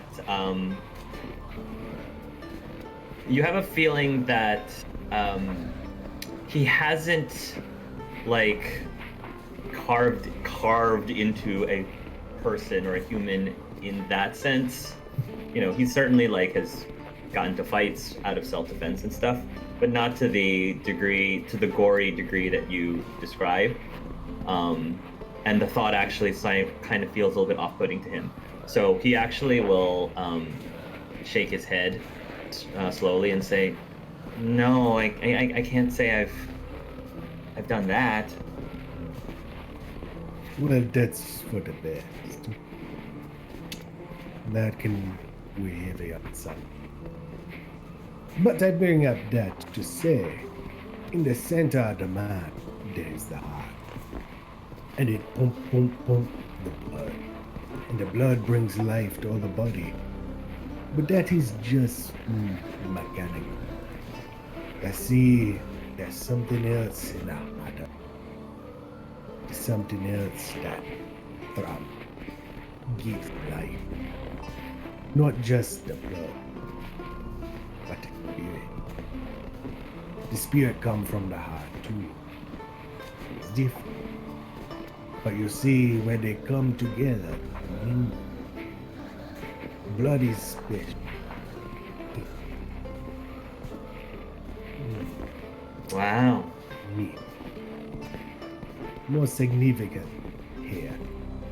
Or to Mr. yeah. Mr. If you forgive me, Mr. Yu, whenever I talk to you, I'm not sure if after talking to you I feel smarter or dumber. Yeah. Probably good perspective to have. Talking to anyone. Don't try and judge. Smarter, dumber, it's all relative. You just take in what you can take in. Let it bounce around that your head of yours and let it fall and settle it. Don't worry so much about categorizing this, that. There's a lot more that can be gained outside a book, outside a category. Well, you're the only person I know who I come to with one question, and then I leave with 20 questions. Wish I feel blessed. Noah has, last count, 6,228 questions still to answer. A lot of them, they float in and about your uncle. Very, what is the phrase? A riddle wrapped in an enigma. Do you know why my uncle is out? He's out. He looks around. Oh, He's pointing at the cart. Or the sled. took it out, the poor lad. He go off on his own too. Find some big creature in the wilds. Baby camp. He walks over and puts his hand on Dusk's head. So as you do so, you can kind of feel something that wasn't there previously. Something dark within him.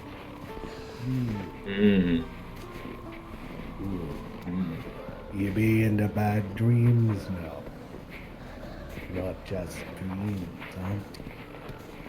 Joking. He talking to some. To someone. You can see his dreams? I can feel what he be feeling. Where it come from, I don't know. But he not in a good state. Oh man. Yeah. These poor dreams do not always be dreams. Remember. He looks at you puzzled, like he doesn't understand what you're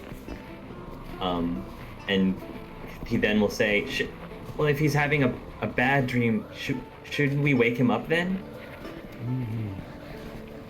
That's a difficult question. Sometimes it is good, but sometimes the dreamer need to fight it out. Deal with what is coming up. The land of dreams is more real than you might. I don't know. Sometimes I dream that I walk into a tavern completely naked, and I would wish somebody woke me up then.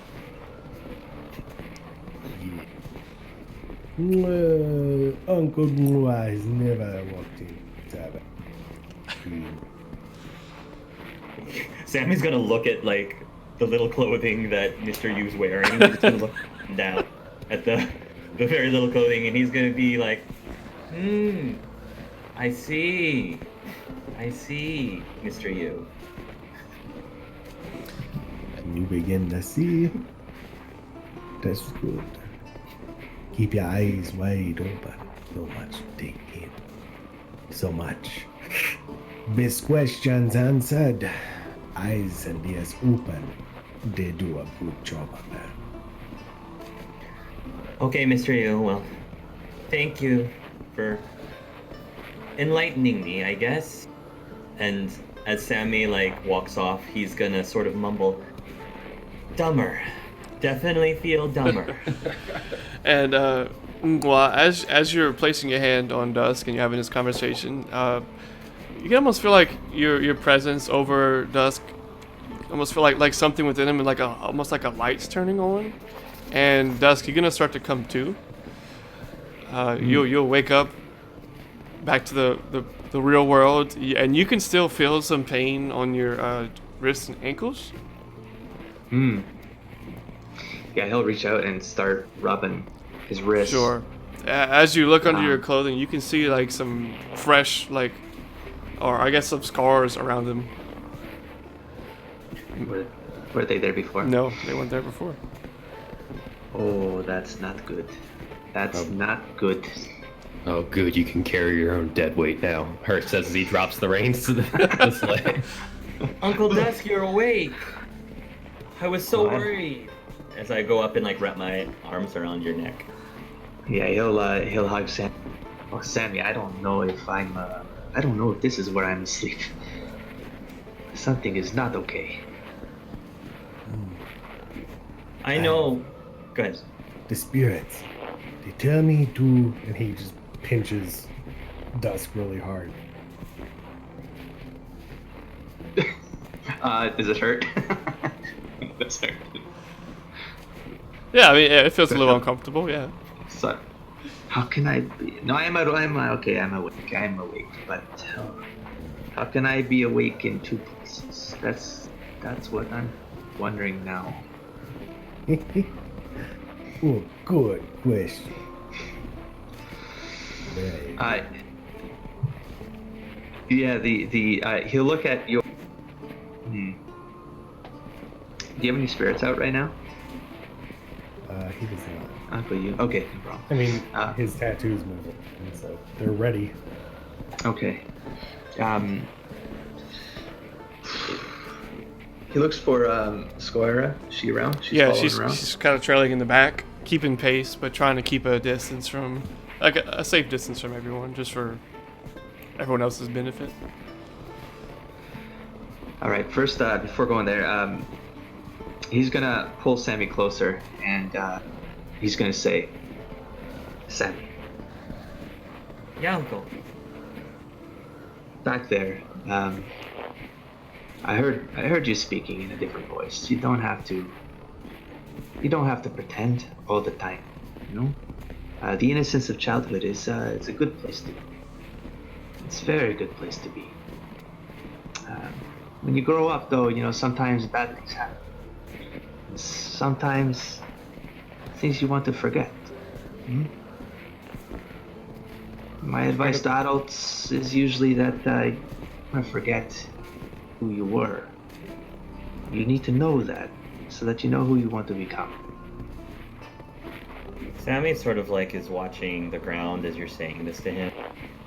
And then he finally, without looking into your eyes, but I have to, Uncle Dusk. I have to pretend because if I stop pretending, then it's real.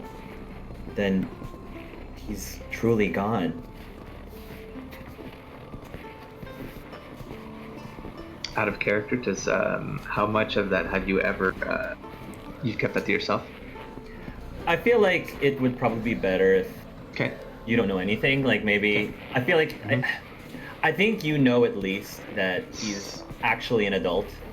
I think you know he's actually an adult and that he's pretending to be a kid. But beyond that, I don't know if you know really hardly anything about his past, other than the fact that you would probably know that he used to have a family. Pretty much what he said to her is that he used to have a family, but he doesn't have that family anymore because he was blamed for something he didn't do.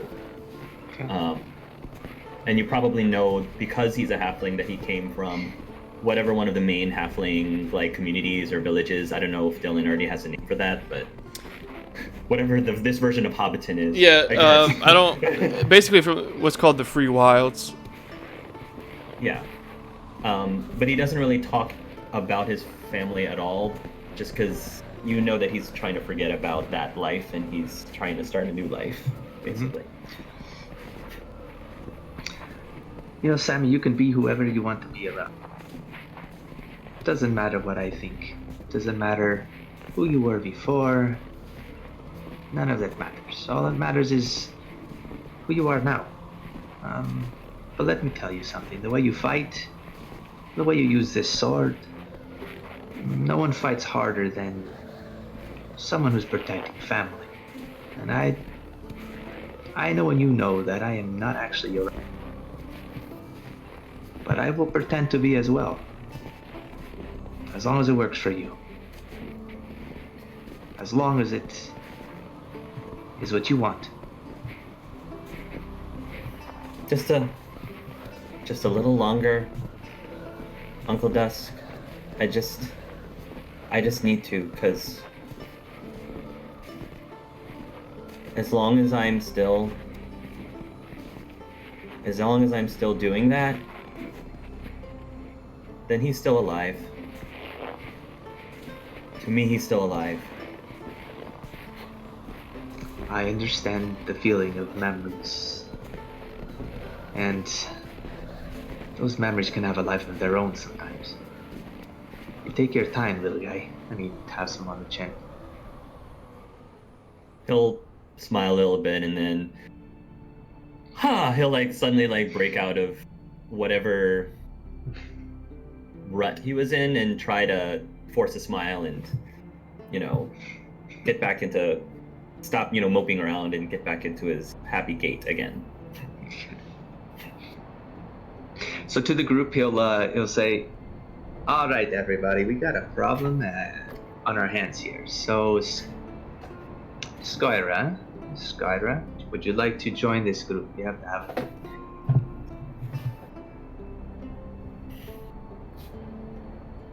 I think you're muted. Dylan, you're on Oh, mute. sorry. Yes, I will accompany you closer. If that is what you wish. And Hurst, you're not gonna like the stuff that I'm about to say. So I need you to hold I need you to just hold this information and make sure that you're prepared to use it in whatever way you see fit, because I don't think that I'm gonna be the right person to make certain decisions around here when it comes to her. Anyone know where the Dark Lord Strahd is? Disappeared a couple of 100 years ago. Is that the rumor or is that the fact? It is fact. And you know that he wants you back? He turns to Skoria. I know that I'm not the first person to be placed under his curse, and I've heard what happens to those that are against their will transported to his realm. They become whatever it is that he wishes for people to become. Ambassadors, consorts, slaves, worse. And this place that he's from, you've been there before or you escaped? I've never been there before. Have you ever met Strahd? No. Some of us of our kind believe him to be nothing more than myth, the boogeyman, as it were. But others believe him and treat him as a god, as he, I assume, enjoys being treated as such. He's no god. He's no god. He has some influence over Semelia, the kingdom where I come from. There are those that, as I said before we first met, those that see humans as people, and there are those that see them as food, animals. As cattle. Yes. As cattle. Well, he's out there, and somehow he and I had a talk, and he'll show his wrists. These scars were not here before. They come from a different time. I do not remember them being here before. And he's coming for you. He's coming for me. It looks like the group he's coming for all of us. He does not want us to reach White Tree. I presume he's hoping that another vampire kills me so that I can travel to Barovia. It is only a matter of time before they find me again. This curse does leave a scent that vampires trained to find can find it. And I'll be in a similar situation as I was whenever you first found me. Dylan,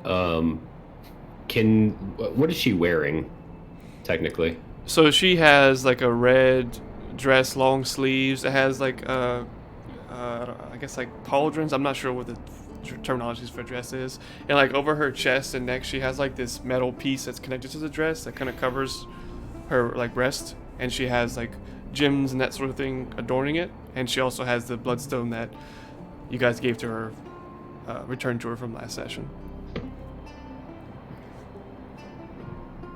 I can pull up a better picture. So, but there's no like, at least to us, there's no obvious sign of this curse. No. Okay, she's Megan Fox. Gotcha. Gotcha. Yeah. There you go. Megan Fox. Okay. So what we know here is that if Strahd does not want us to reach the tree, that means that we have to reach the tree. Are we all in? Strahd's been the boogeyman for the last He's not 2 or 3 boogeyman. centuries. What's he gonna do? He hasn't made his presence known in the real world for years. I think every one of these vampires that wanders around like a monster preying on human cattle is his presence on the land. He has eyes and ears everywhere, on the ground and in the sky. Strahd cannot be allowed to escape his prison.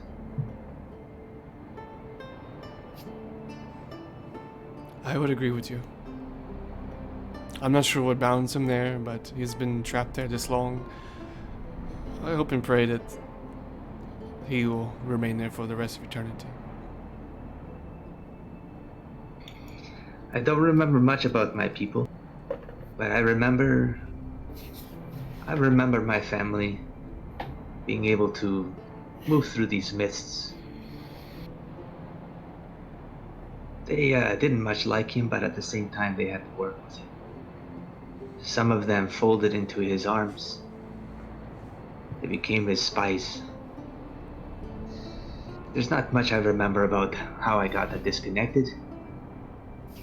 I don't know if I exist in 2 places at once. I don't remember how many of these family members are. I remember the cards though. I remember the cards. So does Strahd. I think he's using something, someone, some power. This ability, this idea that he has, that he can escape these mists, that he can travel like my people. It is very dangerous. We did see a few weeks ago mortals who escaped Barovia. They carried a blade with them that was almost as if it was a ray of the sun itself. I'm not sure what they're doing, but they are definitely still in Semelia trying to find their way out. A blade like the raid of the sun. That sounds beautiful. I'm sure if I were perhaps not undead, I would see it the same way, but all of my kind fear it. The light of the morning, Lord. The fact that it's in Semelia doesn't exactly instill confidence in me. Oh, it should instill confidence if it is. If it is part of his story that I also recall as a child. The Morning Lord was one of the only ways that brought hope back to the people of Barovia. Gave them the belief that they had a way to stand against the darkness. This story is very important. It's just a story. Well, that story has been made manifest. I did not see it with my own eyes, but rumors in Semelia travel fast and they do not change with each telling. These people, did they have, were they part of a caravan? I believe some of them were Dusk Runners themselves. something about going after a man named Von Richten. I'm not familiar with this one. Von what? I believe his name was Von Richten.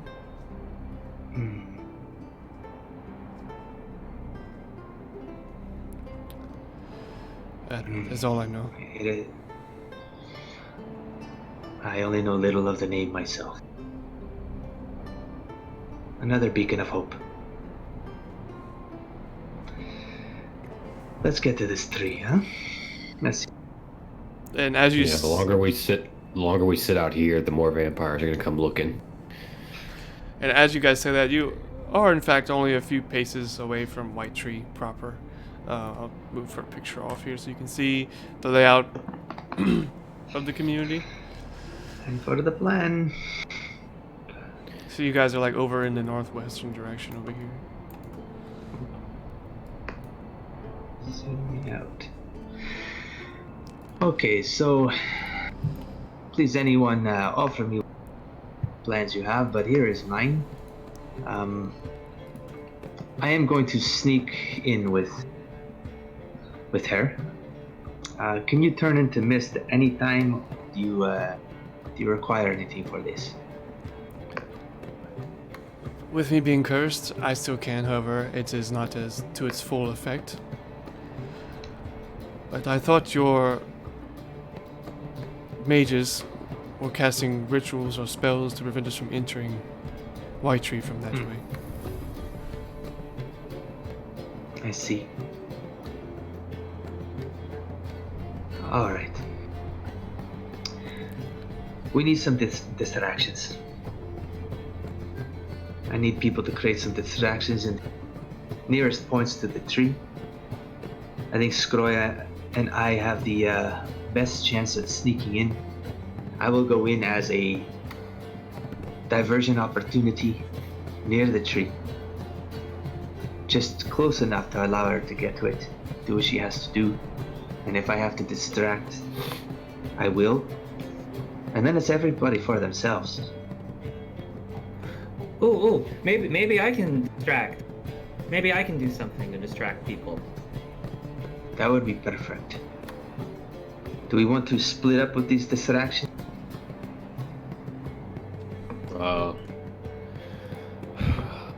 think me and Mr. Yu walking through the security checkpoint was going to be a pretty big distraction to begin with. They'll let us in, but it will stir up a ruckus.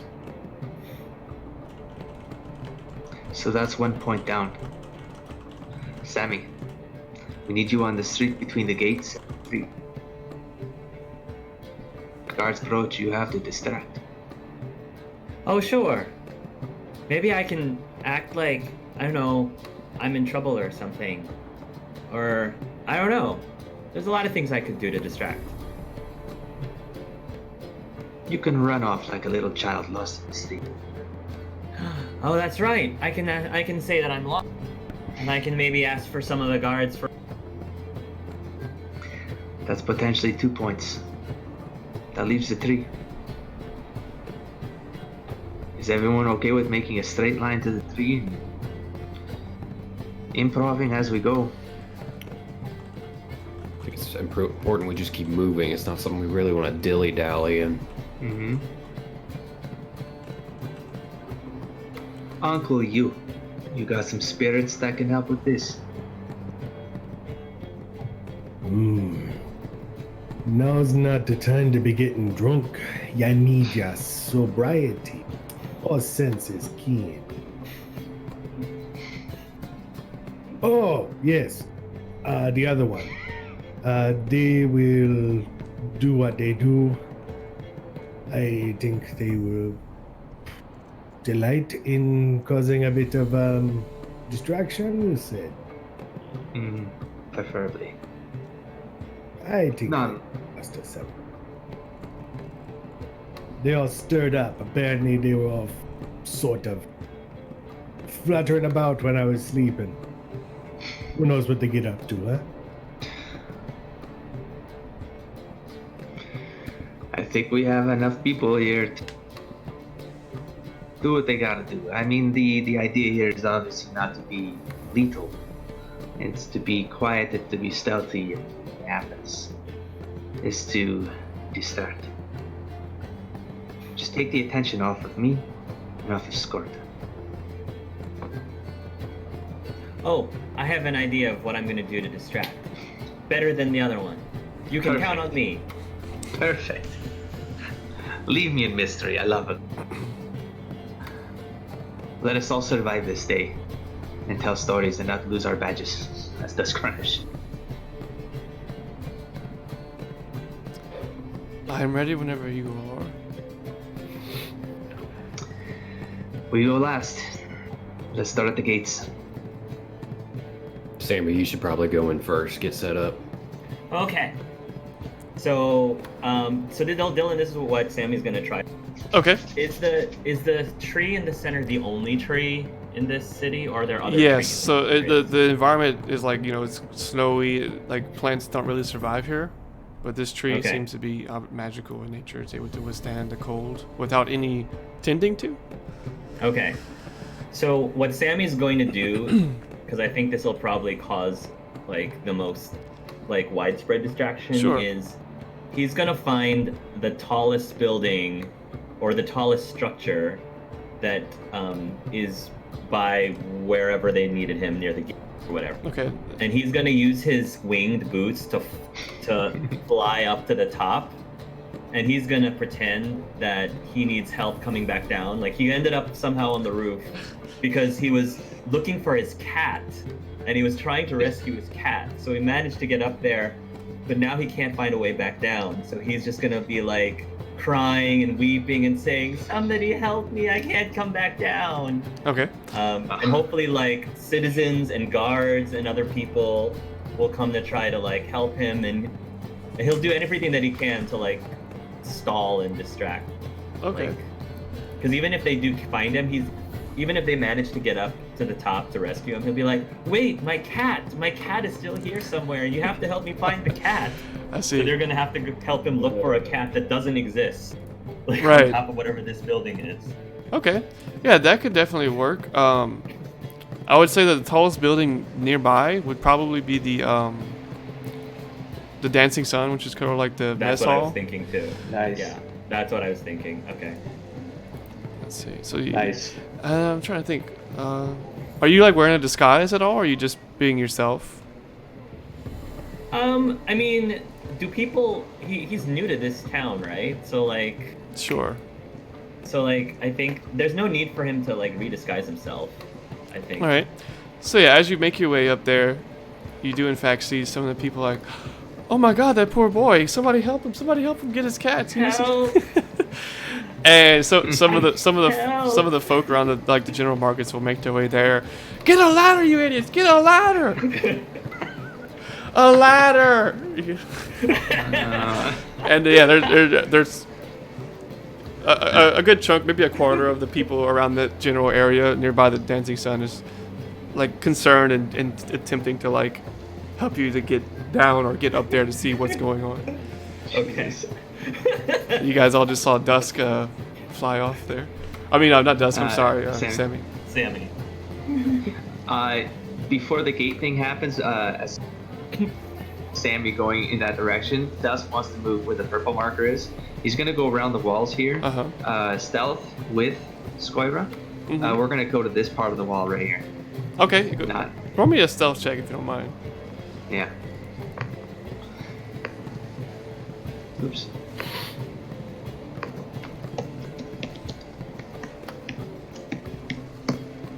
Nice. A critical 20. Yeah. Wow. So Good lord. as you guys are kind of making your way towards that side, like there are guards on the ramparts here, kind of, you know, making sure there's nothing unusual going on. And anytime like a guard would come close to seeing you, Skoria would kind of use the wind to kind of create like a mist to just kind of like cover your approach. Awesome. And you guys flawlessly make it to that end of the wall there. And as soon as there's commotion here, we should execute the rest of the moves in. So gate and what Dusk and Skoira will do, we're climbing the walls right here. Okay. With that have a roll. I'm not gonna make you roll a climbing check. I say you can start making your way up. So I have a spider climb. I have spider climb. Oh, you do? So, yeah. So I'm gonna go, and I think vampires have spider climb. Yes. Still, there we go. Perfect. So let's do that, and then I will wait for the position for this group right here to see what happens here. Okay. I'm gonna roll. We're gonna go for a stealth behind the smith eventually. Plan is there though. I'm gonna roll percentile to see how quickly they're tending to Sammy. If I roll less than a 50, then they're like working their way up the ladder right now to like get him down and figure out what's going on. Okay, so they're still discombobulated that they're taking a lot longer than need be. While Sammy's distracting the townsfolk and Dusk and Skoria are ascending the wall, what is Hurst and Ngwa doing? I figured that I don't know how long it's been since Hurst has actually been inside. What? I would say, But let's see. years, probably. Yeah, let me see. Only 2 years. 2 years. Still, I think him going through the gate and going through the checkpoint catches the mage's eyes. I'm sorry, you cut out there. Catches the mage's eyes. Okay. Or I'm hoping it catches their interest and distracts them from doing whatever they need to do to keep Skoria out. Okay.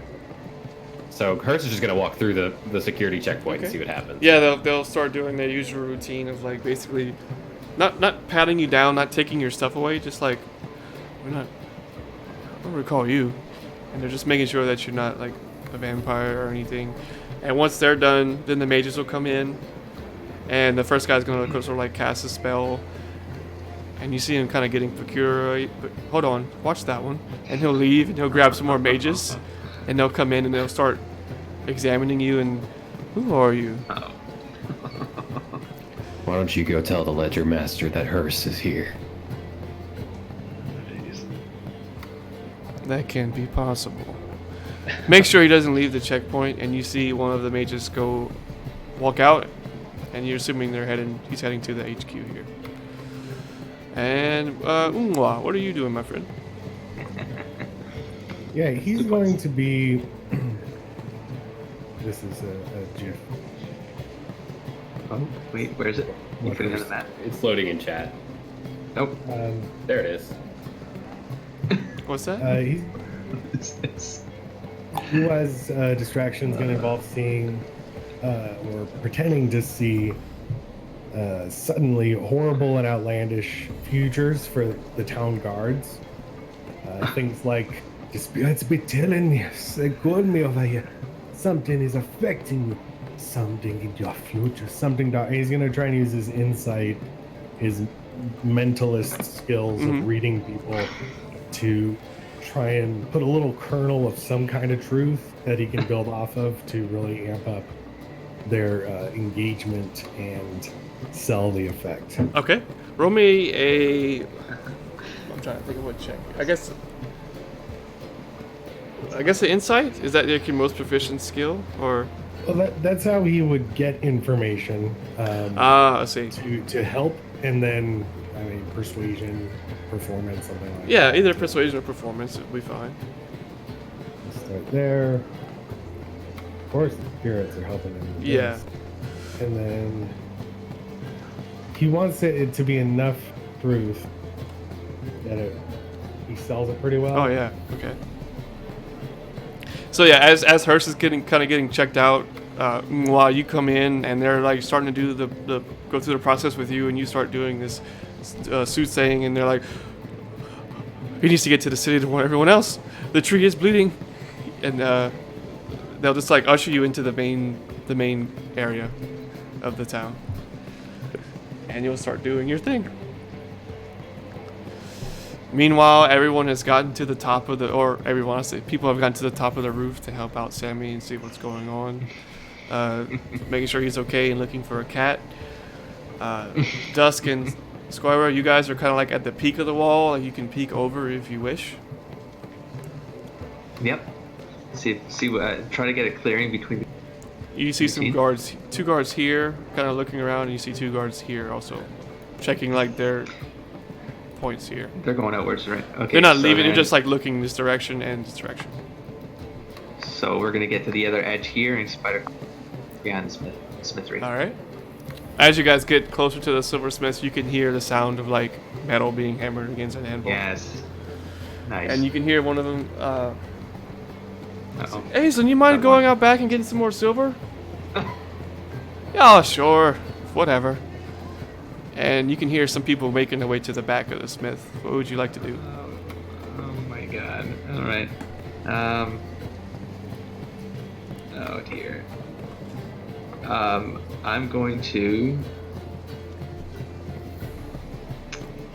Oh jeez. And it's multiple, huh? That we're hearing here? Say that again, I'm sorry. There's multiple people I'm hearing here? Yeah, so you know that the silversmith, it's a brother and sister that run the place. And Braden, the guy, asked the girl, Aislinn, to go out back to grab some more silver. Alright, so would Dusk know that if she becomes missing here, there is detections that will go off of that? Yes. Like there's kind of like an alarm? Okay, so she has to stay in this form, essentially. She's gonna whisper to you real quick too. Should I charm her or something else? I think you gotta prepare to get around this. I'm going to charm her. Make your way for the tree. Okay. As she comes, So, yeah, I'll intercept the sister and hope she'll start making her way to the tree on the other side. you can hear her coming around this corner right here. Oh wait, let me switch her. Okay. You can hear like basically Okay. coming around the front, around back, just from this side. Okay. And as soon as she sees you, she's kind of startled. Dusk, when'd you guys get back? Oh, got back like yesterday. I was checking on you. You're my favorite person in the city. You know, your brother is a one. What? And I was wondering, where was this man? Gonna go to the bar? Maybe, see his sister? Tell me, did you get a chance to use the blade? We heard reports from the other Dusk Runners that you guys had encountered some vampires. Oh, I certainly did. He'll pull the blade. He's like, oh, I did a wonderful job, you guys. Excellent work in this. I can write the entire report for you. I just, first maybe I take you out to dinner. Yes! She's like super pumped. At this point, Skoria's, you could check behind you, Skoria's not even there anymore. You cut out at the end? She cut around the corner? Yeah, she's not even behind you, like she's cut the corner at this point. He'll take her arm. Oh wait, you come back here for some silver? I can help you take some inside. I would very much, wow, thank you so much! Pick up some silver, Okay. and then take her around the other side. Okay. You can see Skoria, she's kind of just scanning the area. You can see most people are looking towards Sammy's direction. You can see some other people. You can hear Ungwa like, whoa, Yusu saying that sort of thing, and everyone's looking in this direction. Meanwhile, Hurst, you have some mages There we go. reporting back, and you're gonna have to report to. You're gonna have to come with us, my friend. And you can see there's like a lot of muscle surrounding you. And they're gonna try to lead you into the Dusk Runner headquarters. Let's go. Alright. Alright, Dusk, you've given her silver, and they're like working on some more weapons and gadgets and that sort of thing. What would you like to do at this point? Come back around to the... Quick shout out to the brother. Hey, we're gonna hit the dancing sun. Alright, well, look, let me finish this work and I'll go ahead and meet you. I'll be at the bar then. Either and turn real quick and see Hurst, basically getting walked out to the Dusk Runners here. Mm-hmm. And then she's at this corner. Is that what you said? Actually, over here. Right there. Outside. Dang it. Oh, sorry, opposite side. Sorry, I was flipping. It's okay. Okay, and then we got commotion here still, and we got some noise here. Mm-hmm. Okay. Yeah, get back to intercept right here. Not to Skoria, to go for the tree. Alright. You guys start making it to the tree. Meanwhile, Sammy, you have some people up there. Where's this cat? You keep talking about it. Wait, are you sure it's up here? Oh, you're muted, Hark. I'm sorry. Sammy starts like looking a little teary-eyed and says, "Yes, he's here somewhere. I could hear him, but I don't know if all of the people yelling scared him away. I have to find him. I have to, please." Don't worry, little one. We'll find your companion. Why don't you come down from here? We'll give you a nice bowl of soup in the dancing sun. Okay, wait! Do you hear that? Wait, do you hear that? And with that, before he even lets an answer, he runs off towards a direction. Okay. Like, towards, just randomly runs off. You're like, wait, little one, come back! And he's like chasing after you. And he's just gonna go. He's probably gonna go. Mr. Yu, where are you? His cat is Mr. What is Mr. Yu, are you there? And I don't know. He's just gonna try as hard as possible to stall. Sure. All right.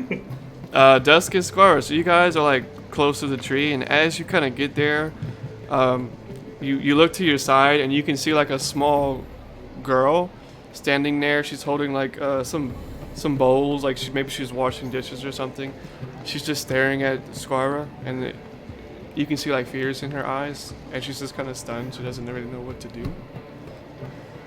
Like she's like terrified.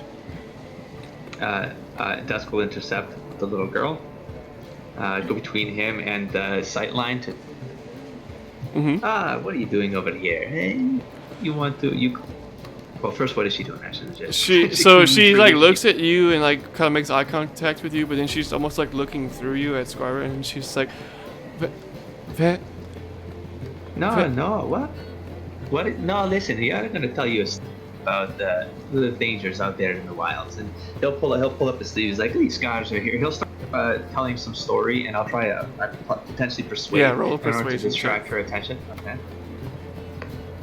Oh, Oh yeah, baby. Please don't roll a 1. Please don't roll a 1. Please don't roll a 1. Please don't roll a 1. 12. Oh my god. I almost rolled a 1. Oof. She's listening to what you're saying, but like the Skoria's almost freaking her out a little bit more. And as you're talking to her, trying to calm her down, Skoria kind of comes off to the side of you and looks at her, and they make eye contact, and you can hear the strange sound coming from Skoria, and you can see Skoria's eyes kind of like glow, and then the kid's eyes start to glow as well, and she whispers, "Sleep," and the kid just kind of like just falls to the ground like in a deep sleep. Pick up the girl right away from the tree. Skoria, go. And he'll start saying, "Found it, girls. She's dead. We got some problems," and he'll cut through like he's working for an escape. All right. As you're saying that, some of the folks listening to Unwa look, "Oh, he's right! He's right!" They start freaking out. And Skoria doesn't waste any time. She bites into the tree and starts to drink the blood from it. As she does so, you can hear the sound of thunder rolling in. You can see this really, really crimson cloud starting to come over the city. And moments later, you can see it begins to like pour. It starts to rain blood. Like the entire village of White Tree is like in the middle of it, like a blood thunderstorm. Everyone's kind of like stunned and just staring into the sky and kind of like not noticing at first that there's blood kind of getting on their garments. What is everyone doing at this point? Fuck. Dusk will look up and... Oh no. She better not have life. I guess I'm gonna... Can I roll some sort of knowledge roll to figure out what's... You have no idea what's happening. You guys have Okay. never seen this happen before. As far as you know, no vampire has ever like done this before. Hearst is gonna readjust his hat to try to keep the blood out of his face, but kind of look up and eyeball his companions as best as he can. Okay. Try to get a beat on each of them. And Unwa, like, everyone like everything you say at this point, people are taking like 1,000%. Like if you tell them their foot is gonna fall off, they're gonna like freak out and like Oh my god. look at their foot and that sort of thing. Oh no. What is I guess I'm. Go ahead. what is Unwa doing at this point? Yeah, he's also trying to keep up his act, but clearly the distraction is town-wide now. Mm-hmm. And so he's going to try and feel the magic or whatever is causing this or contributing to this. He has no idea. This has never happened before, but maybe there's certain magical themes happening. Sure, you can definitely sense something coming, like in the tree's direction, far, far beneath it. Something is coalescing. I'm somewhat in tune with magic. Can I feel anything? Yeah, you can feel it too. This kind of brings back memories to when you were still alive at one point in your time.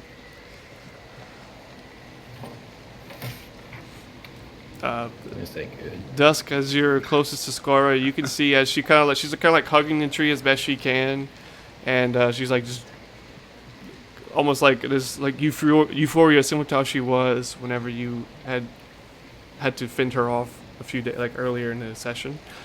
You can see that she's like this sort of doorway appears in the tree, and like she almost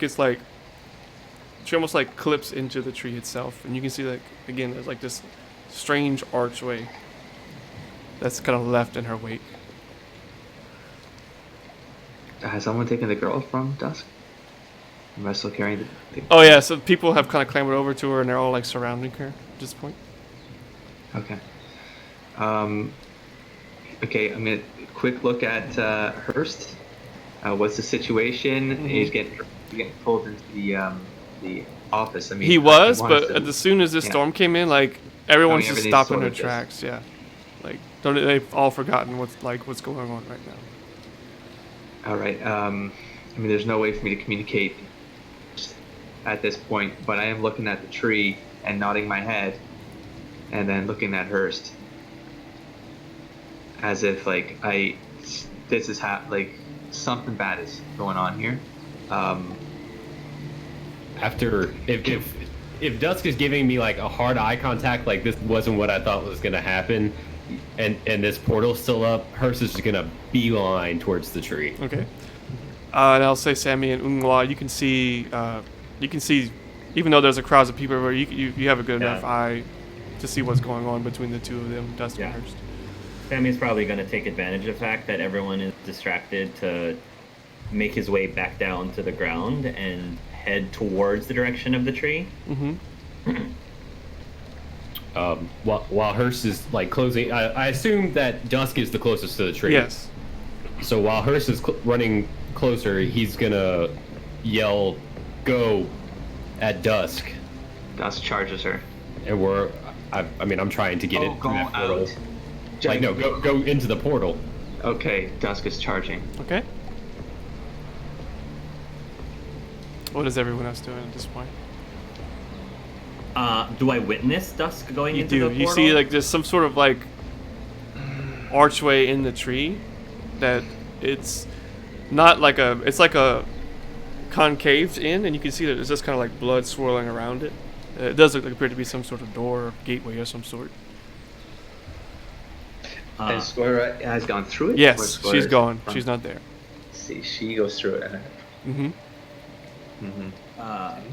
Yeah, I mean, if I see my uncle jumping through that portal, he's going to go after him Okay. as fast as he can. Sure. Yeah. Again, everyone's looking at the sky. No one's looking at like the city itself. Lua will follow very closely behind Sammy. Mm-hmm. Just before Sammy jumps into the portal, Lua's going to put his hand on Sammy's shoulder. I am sorry about your cat.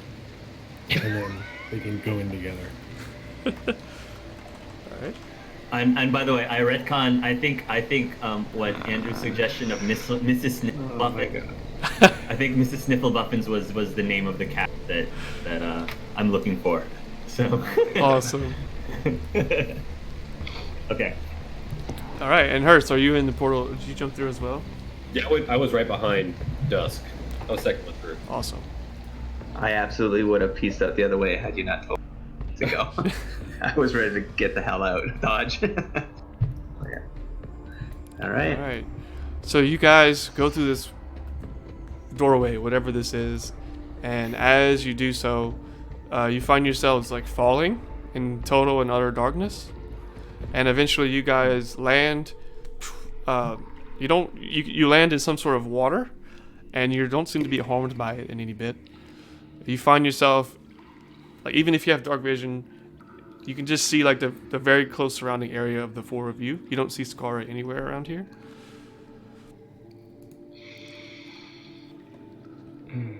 Oh, everybody okay? Uncle Dusk? I don't know if I'm just awake in the other life at this point. This is the in-between that I usually experience. The what?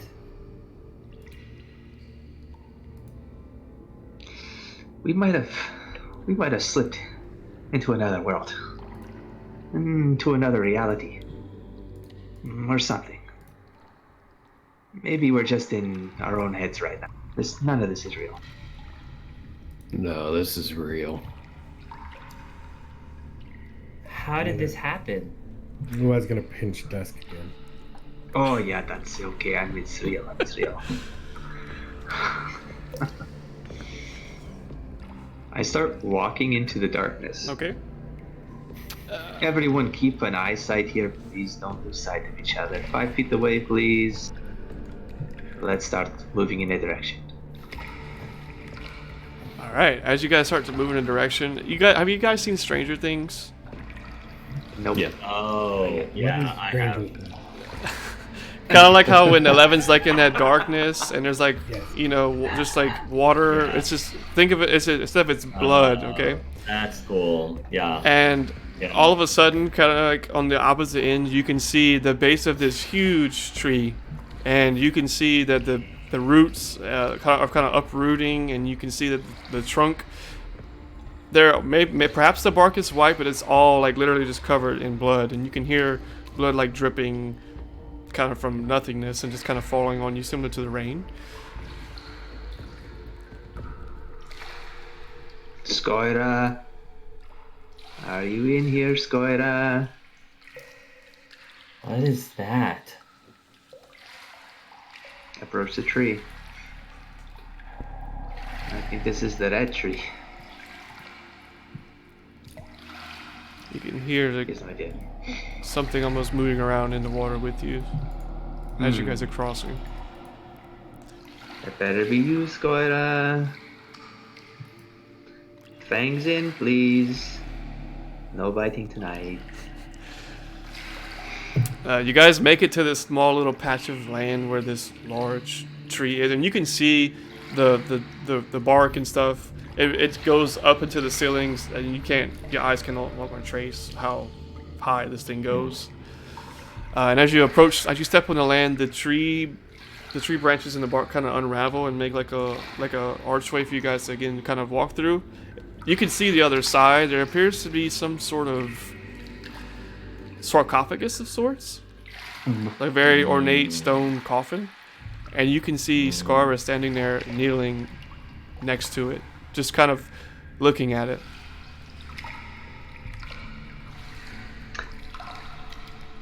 Dusk is stepping through. Sammy, stay close. I'm going in.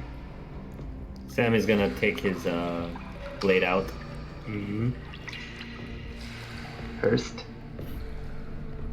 We gotta finish the job now. It's a little late for I told you so.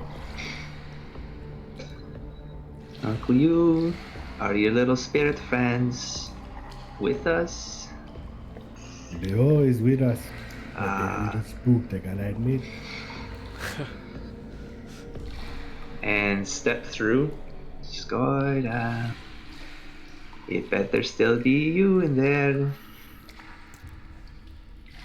I'm gonna ask this out of character. Is there a certain distance you guys would stop? Like, as you walking close to her, it doesn't seem that she's answering you. She doesn't appear to be No, moving. Dusk is going straight to her. She's gonna touch her on the shoulders. Okay. Like pull her away from the sarcophagus. And I'm pretty sure I'll stay close to him. Probably be 10 feet back from Skoria. Okay. If you get a Dusk, you walk up next to Skoria, you can see her eyes almost are like rolled back, and she's just sitting there motionless, just like almost like a corpse. And when I touch her though, I'm gonna go also in the neck. I want to see if there's like a sign. No sign of. Her skin is still cold, similar to how a vampire's skin is. You can hear something coming from within the sarcophagus, something stirring. There are a lot of like roots and loose branches, again covered in the blood, that are starting to like retract and to allow the sarcophagus to slide open. Skoria, were you a puppet? I think you were a puppet, Skoria. And the Strad, are you here, Strad? what was that? Sam? I was gonna say, if the sarcophagus is opening, I'm definitely going to like be facing it with my blade, ready for whatever pounces out of it. Okay. That's not you, is it, Mrs. Snifflebuffins? As the sarcophagus continues to open, you can see a hand. Its fingers are elongated. It has some sharp nails. It kind of grabs the coffin and very elegantly kind of like sits up. And as this, it's just like tissue and muscle of looks like appears to be like a female humanoid. The head slowly turns towards you. There's no eyes, just like flesh. And you can see fangs and that sort of thing emanating from her mouth. And she opens her mouth to speak, but no words come out. But you can hear this voice kind of emanating from everywhere within this area. And the voice says, "Are you the ones that led her to me?" No. Maybe. Is this a good answer or a bad answer? She said it would heal her. Who are you? What is your name? My name no longer matters. It is my title that is what's most important, what is remembered.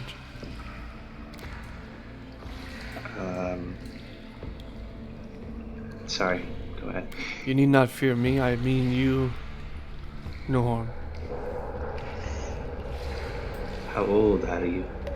Dusk is putting his hand in his pocket at this point. He's just like playing with this little figure that he's had in his pocket. Okay. A rude thing to ask a lady. As far as how old I am unfamiliar with these times. I can tell you that I was one of the first bloodborn when Strahd performed the Black Witch role. I was known to some as the White Lady.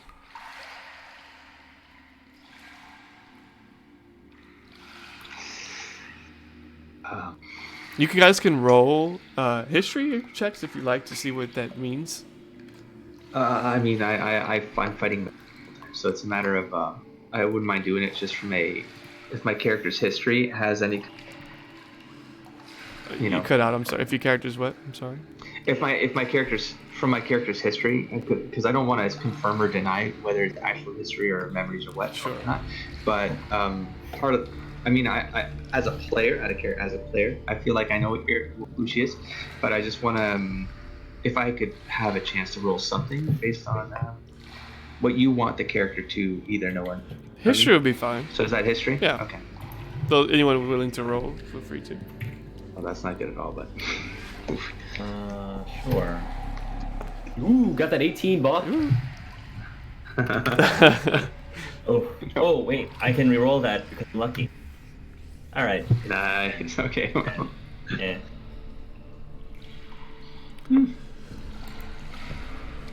Let's see. Andrew, were you rolling as well? Okay. Yeah, so Hurst, between your life and unlife, you've heard the term, or the name White Lady before. You found out about her not long before you were killed.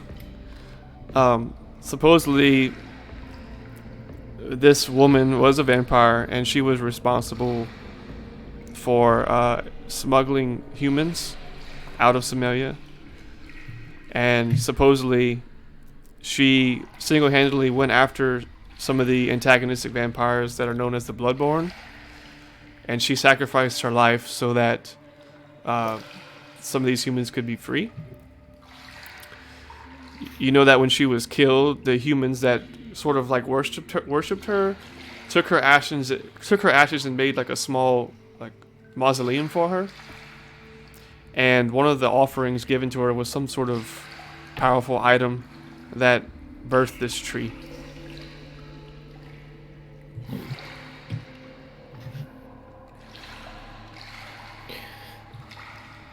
Well, Dusk. Things might not be as bad as they seem. We may have stumbled onto the one benevolent vampire there is. Does that mean we can say we... It cut out for me, Hark. I'm sorry. That we can say. I said, does that mean we can say we told you so? No. I still want to know what's going on topside. Oh, the White Lady. Why is it raining blood in White Tree? It is simply an amalgamation of the gateway that was needed to be opened, said Skoria and her followers, if that is who you are, could be led here. Followers, more like babysitters. This creature appears to be cursed. And we were told that this would work curse. Are you the one who's going to curse, or was that a lie? Are you just like the rest, deep down inside? I can lift her curse, but it will come at a price. What is the price? She will have to take on the mantle of the White Lady. The mantle of what? I'm sorry. The White Lady. The White Lady.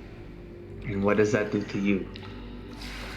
She replaces you, you go into the tree. A part of me replaces her, and a part of her replaces me.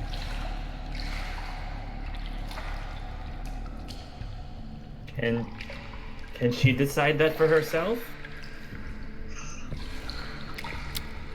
She cannot.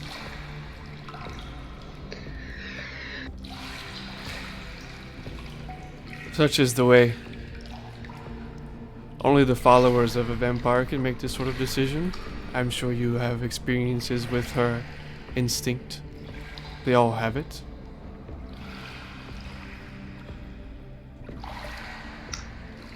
She did want this. I don't see other options, but she doesn't want to be cursed. That's the last thing I can tell you. This is one solution for that curse. Whether she knew it or not. Mr. When you were asleep, Uncle Dusk, he was able to touch you and feel what you were dreaming. Maybe he can somehow feel what she wants since she's sleeping.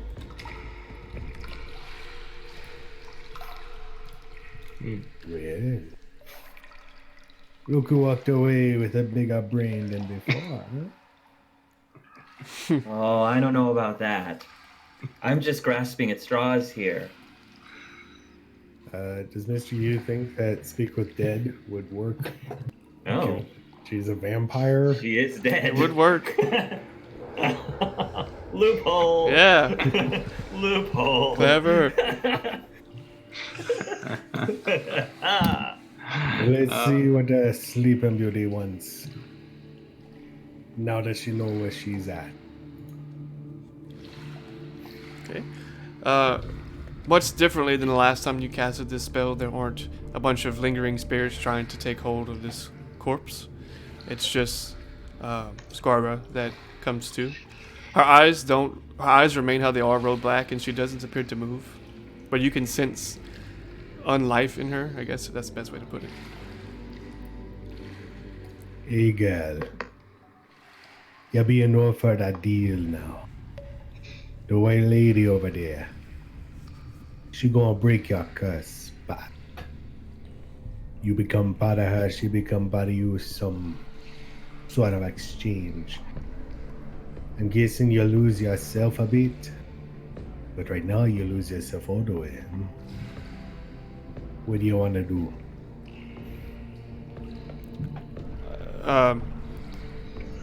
Again, similar to how the white lady is speaking, you just kind of hear her voice emanating from around this place. I want to protect the child that I bear.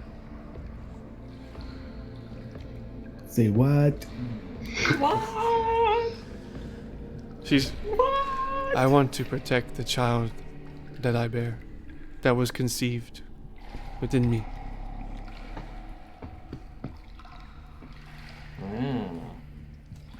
Out of character, did she have a little bit of a... Yeah. Did she have a little bit of a taste before, or then? Yeah. Wait, what's that? That- Sorry? Apparently she had a little bit of a taste before as well. Not just in the last day.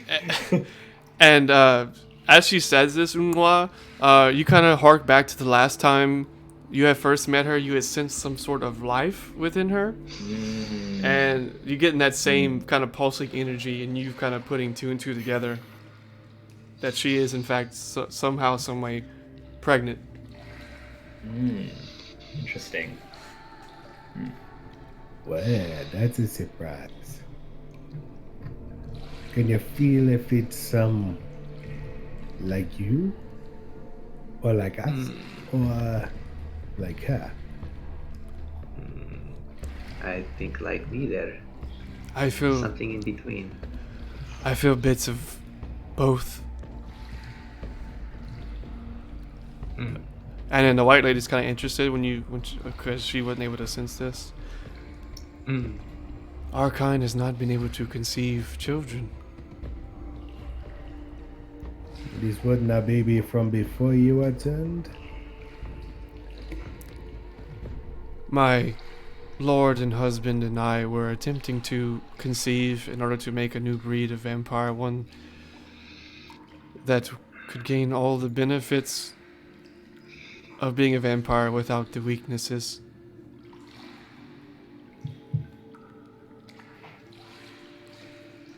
Oh, honey. The bard stares about these things. It never goes so well. Nor the Vishtanis.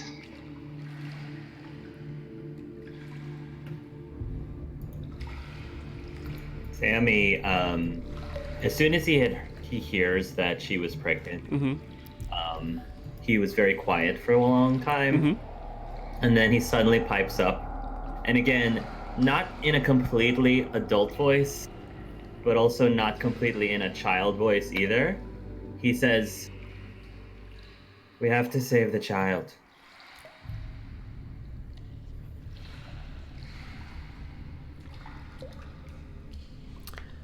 As soon as you say that, you hear something else in the room with you. This place is dark. There's a lot of looming shadows. You can see there's something rising up out of this shadow that's like kind of splotched onto the floor, and you can see the white lady kind of turn towards this figure. And you can kind of hear a looming, looming laughter. And if you give me just like 5 minutes to change, I'll be right back. Uh-oh. Oh, man. So I don't know if Hearst is going to ask it in the moment, but we probably should add it. He's not dressing up as a vampire fetus, is he? No, he's dressing up as Strahd. Oh, man, I thought he was gonna get into a red dress. thought he was gonna put himself in a red dress. That would be That would really be best. Actually, if Bethany dressed up in a red dress with him, that'd be amazing.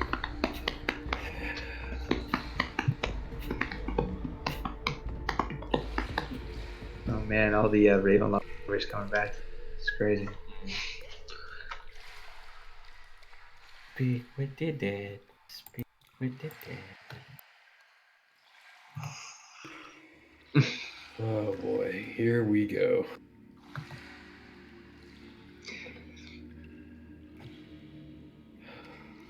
And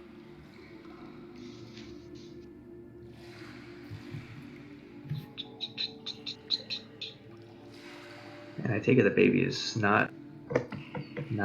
not at 6 months, so we weren't able to see the hump. I know, is he Possibly. bringing his baby? Yeah, I'm no expert on vampire anatomy or how this process is gonna go. I've never seen it. Yeah, well, read about it in reverse. I know in Raven. Well, I don't want to met at this in this scene. Wait, not to say this is impossible, but it's exceptionally rare, especially in this dynamic. So I'd be curious if there was a way to do. Yeah, I won't say anymore. It's fine. I'm actually gonna go use the restroom real quick while we do have a break. That's good.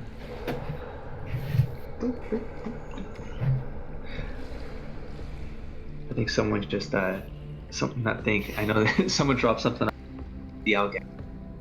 Finally ordered an Elgato for the PS4.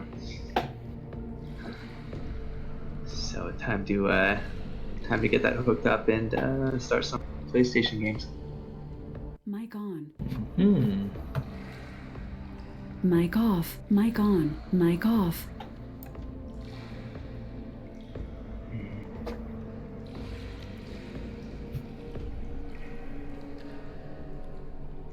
Jeez. Oh dear.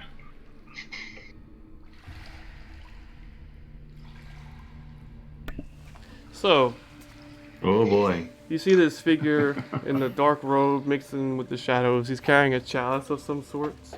Oh no. He laughs. Give me the This wood. crystals. Oh. Does he have crystals in the chalice? He does.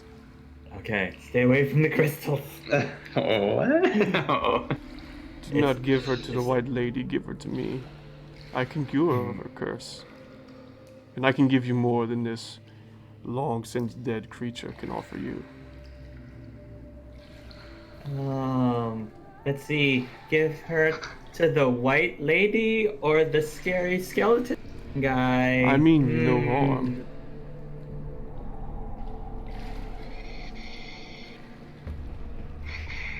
Out of character, I really want Hurst to say something before I say.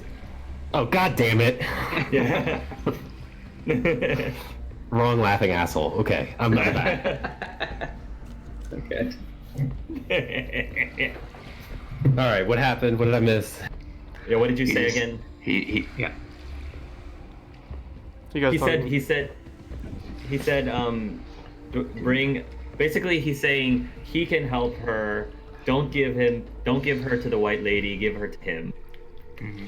Can I or Mr. You feel anything? This strange masked figure I've never seen before goes up. You can roll me, I guess Arcana checks if you like. Oh, I would like to make his job as difficult as possible. Oh my God! Wait, what? No. Okay, well I don't feel it, but somebody does. Unwa, No, you no. not sure what you feel from this man, this being. Oh, You no. definitely feel immense power. Oh no. You don't feel any sort of hostility. You can feel your spirits have all like deafened and quieted down in the sort of like respect or fear.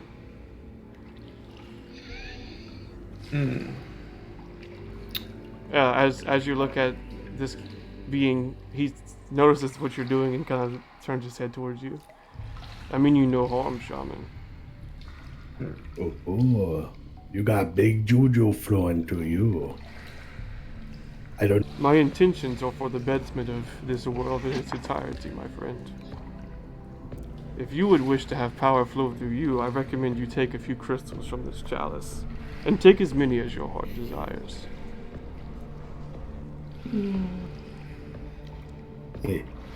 Power never my thing, man. Just I'll be a quiet. That's all. I go for now. And what of the rest of you? Would any of you like to partake in true power? Strength. I offer you a crystal from this chalice.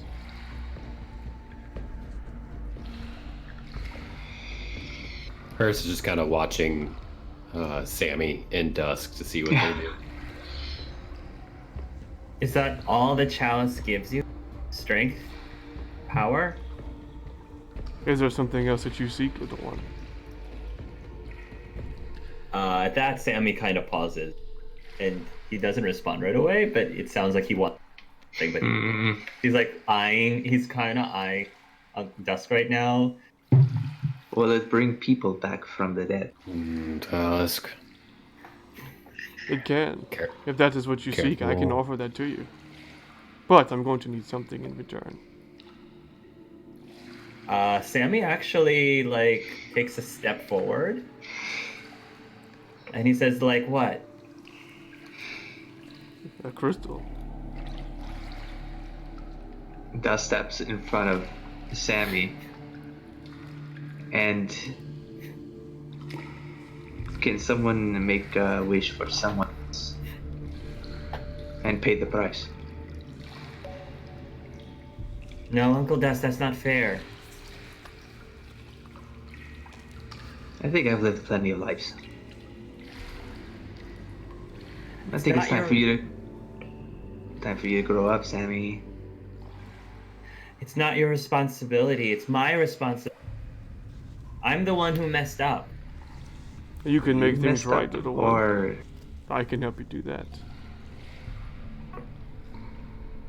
You told me that you didn't want me to have to pretend anymore. you This way. reinvented yourself, Sammy.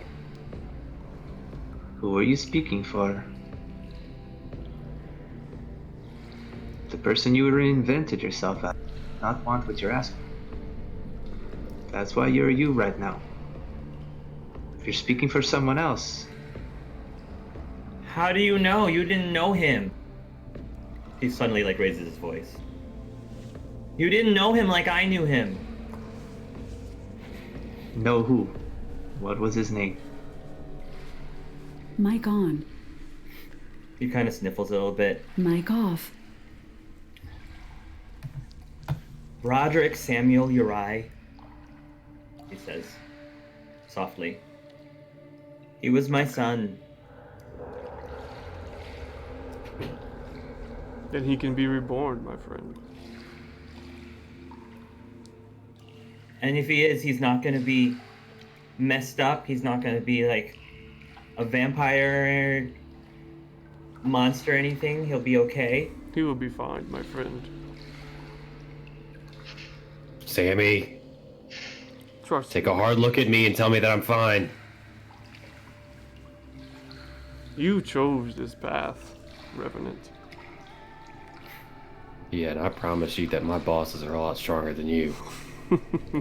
Your boss is a trap beneath ice that they'll never be able to break from. Sammy looks over at her. He says, "Is this a good thing or a bad thing? Is it so bad to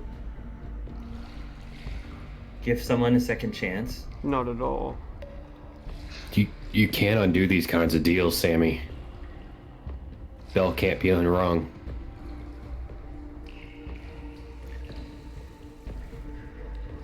I don't know.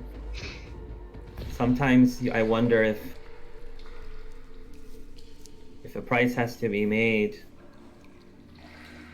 I don't know. And he kind of I wouldn't say gets down into a fetal position, but he starts to tear up a little bit, and then he says, I don't know.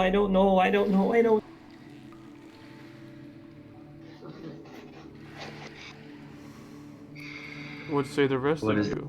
what is the price? And what is it that you're looking for, my friend? A man stuck between two worlds.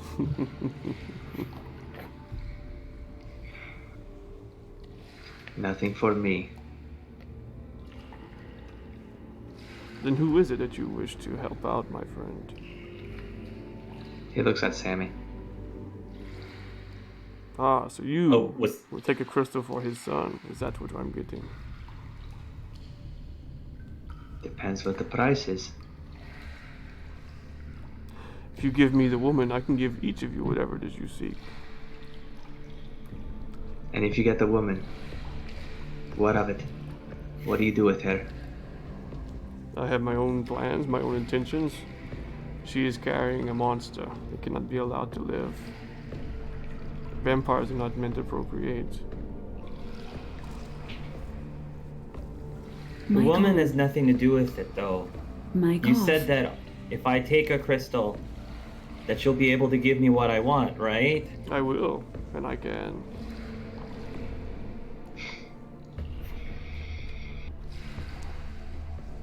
Uncle Dusk, I don't know if this opportunity will ever come again.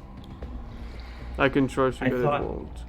I thought what I wanted was to forget everything and to try to start something new, but I don't know anymore. Maybe it's time to remember. Never forget again.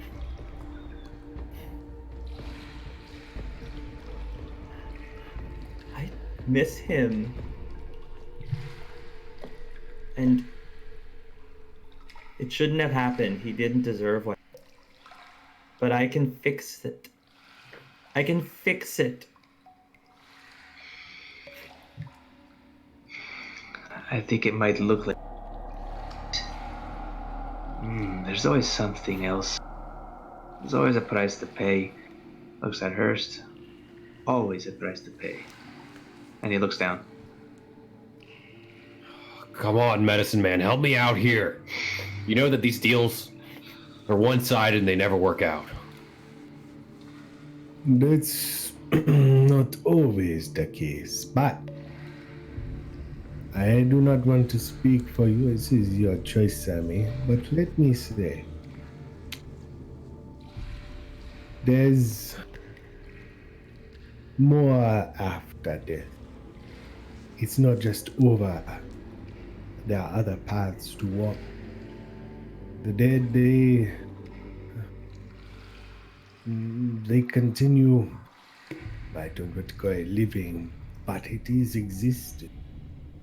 And your son, I never speak to him, but my guess is he don't be walking his own path. And it's without you, and that is bad. The path, you can't go back on it. It's always forward. So you bring him back. Who you doing that for? You doing that for him? Or you doing it for you?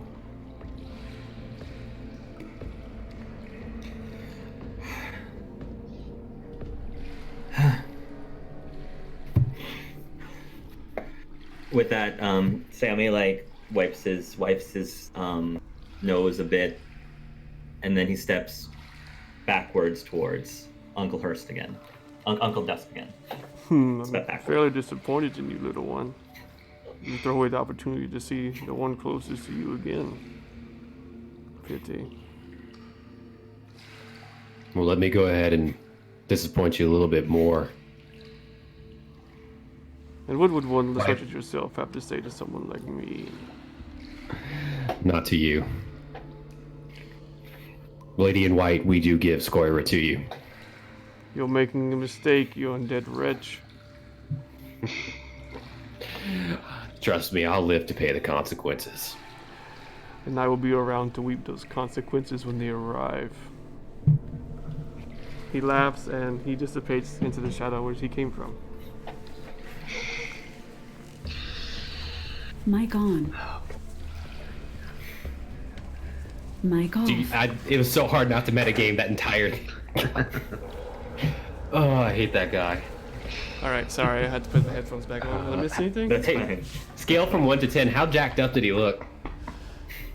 You couldn't see underneath the robes, but he looked a little more jacked up than Brandon would notice he's more jacked up. Yes. Okay. I'm trying to figure out. My biggest thing is trying to figure out when everything's taking place, because this could have been like 100 years in the past, 100 years in the future. But now I know where we're Yeah, at. you're right now. You're in the prime. You're in the now. All right, so that's one vote to give Skoria to the white lady. Yep. Dusk will go behind Skoira. Can you try to help her up? Will she move at all, or she? She's sort of like a Says she was kneeling, or I forget. She's kneeling still, but she's almost like a projection. Like you can't touch her. I see. She's like almost like locked in this whatever it is that she's in. She's yours.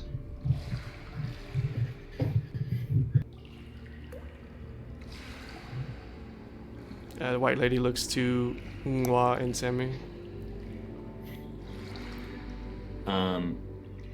Sorry, I missed it. So when Dusk said she's your, who was he talking He was talking To the white lady. to? The white lady. Says, I'm not going to be responsible for the death of another kid.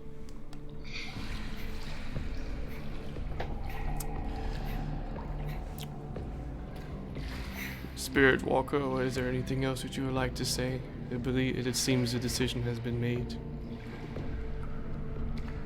Oh, I think the decision was made a little while ago. I just want to say to Sammy, it wasn't true what he said. The only chance to see our son again. When your path and journey don't be done on this life, when you're done do what you need to do, when you're done living, I wouldn't be surprised if paths begin in the next life. Live for him. You see him. No hurry, no rush. Thank you, Mr. Yu. It's like you, Oh boy. Oh, you. like you said that in my blood, in my heart, you said there's power in that.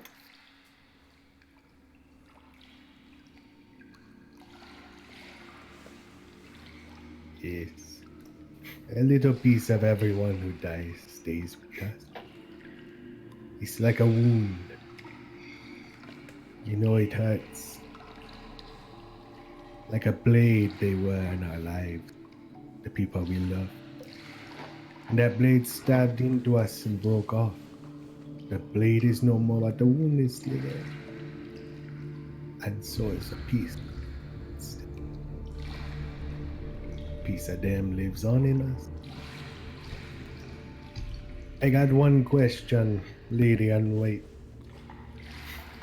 If you lift the curse, does that affect the child as well? Do you have some anticipation about how that might interact with burgeoning life? I am unaware if the ones that placed this curse upon her knew that she was carrying a child. The curse is only attuned to Skoria. The child remained untouched, unharmed. I have a question. Who's Skoira's lord? Who's the father of this child? His name is unknown to me. Just trying to make sure we're not about to birth Straw Jr.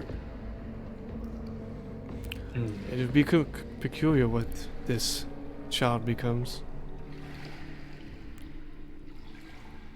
A mark in history. A new species altogether. No one truly knows. Well, I'm all for, everyone's vote and all that. Just want to make sure, No extra blood on our hand. No poor life quench, like. No more blood has to be spilt on this day. But tomorrow is a new day.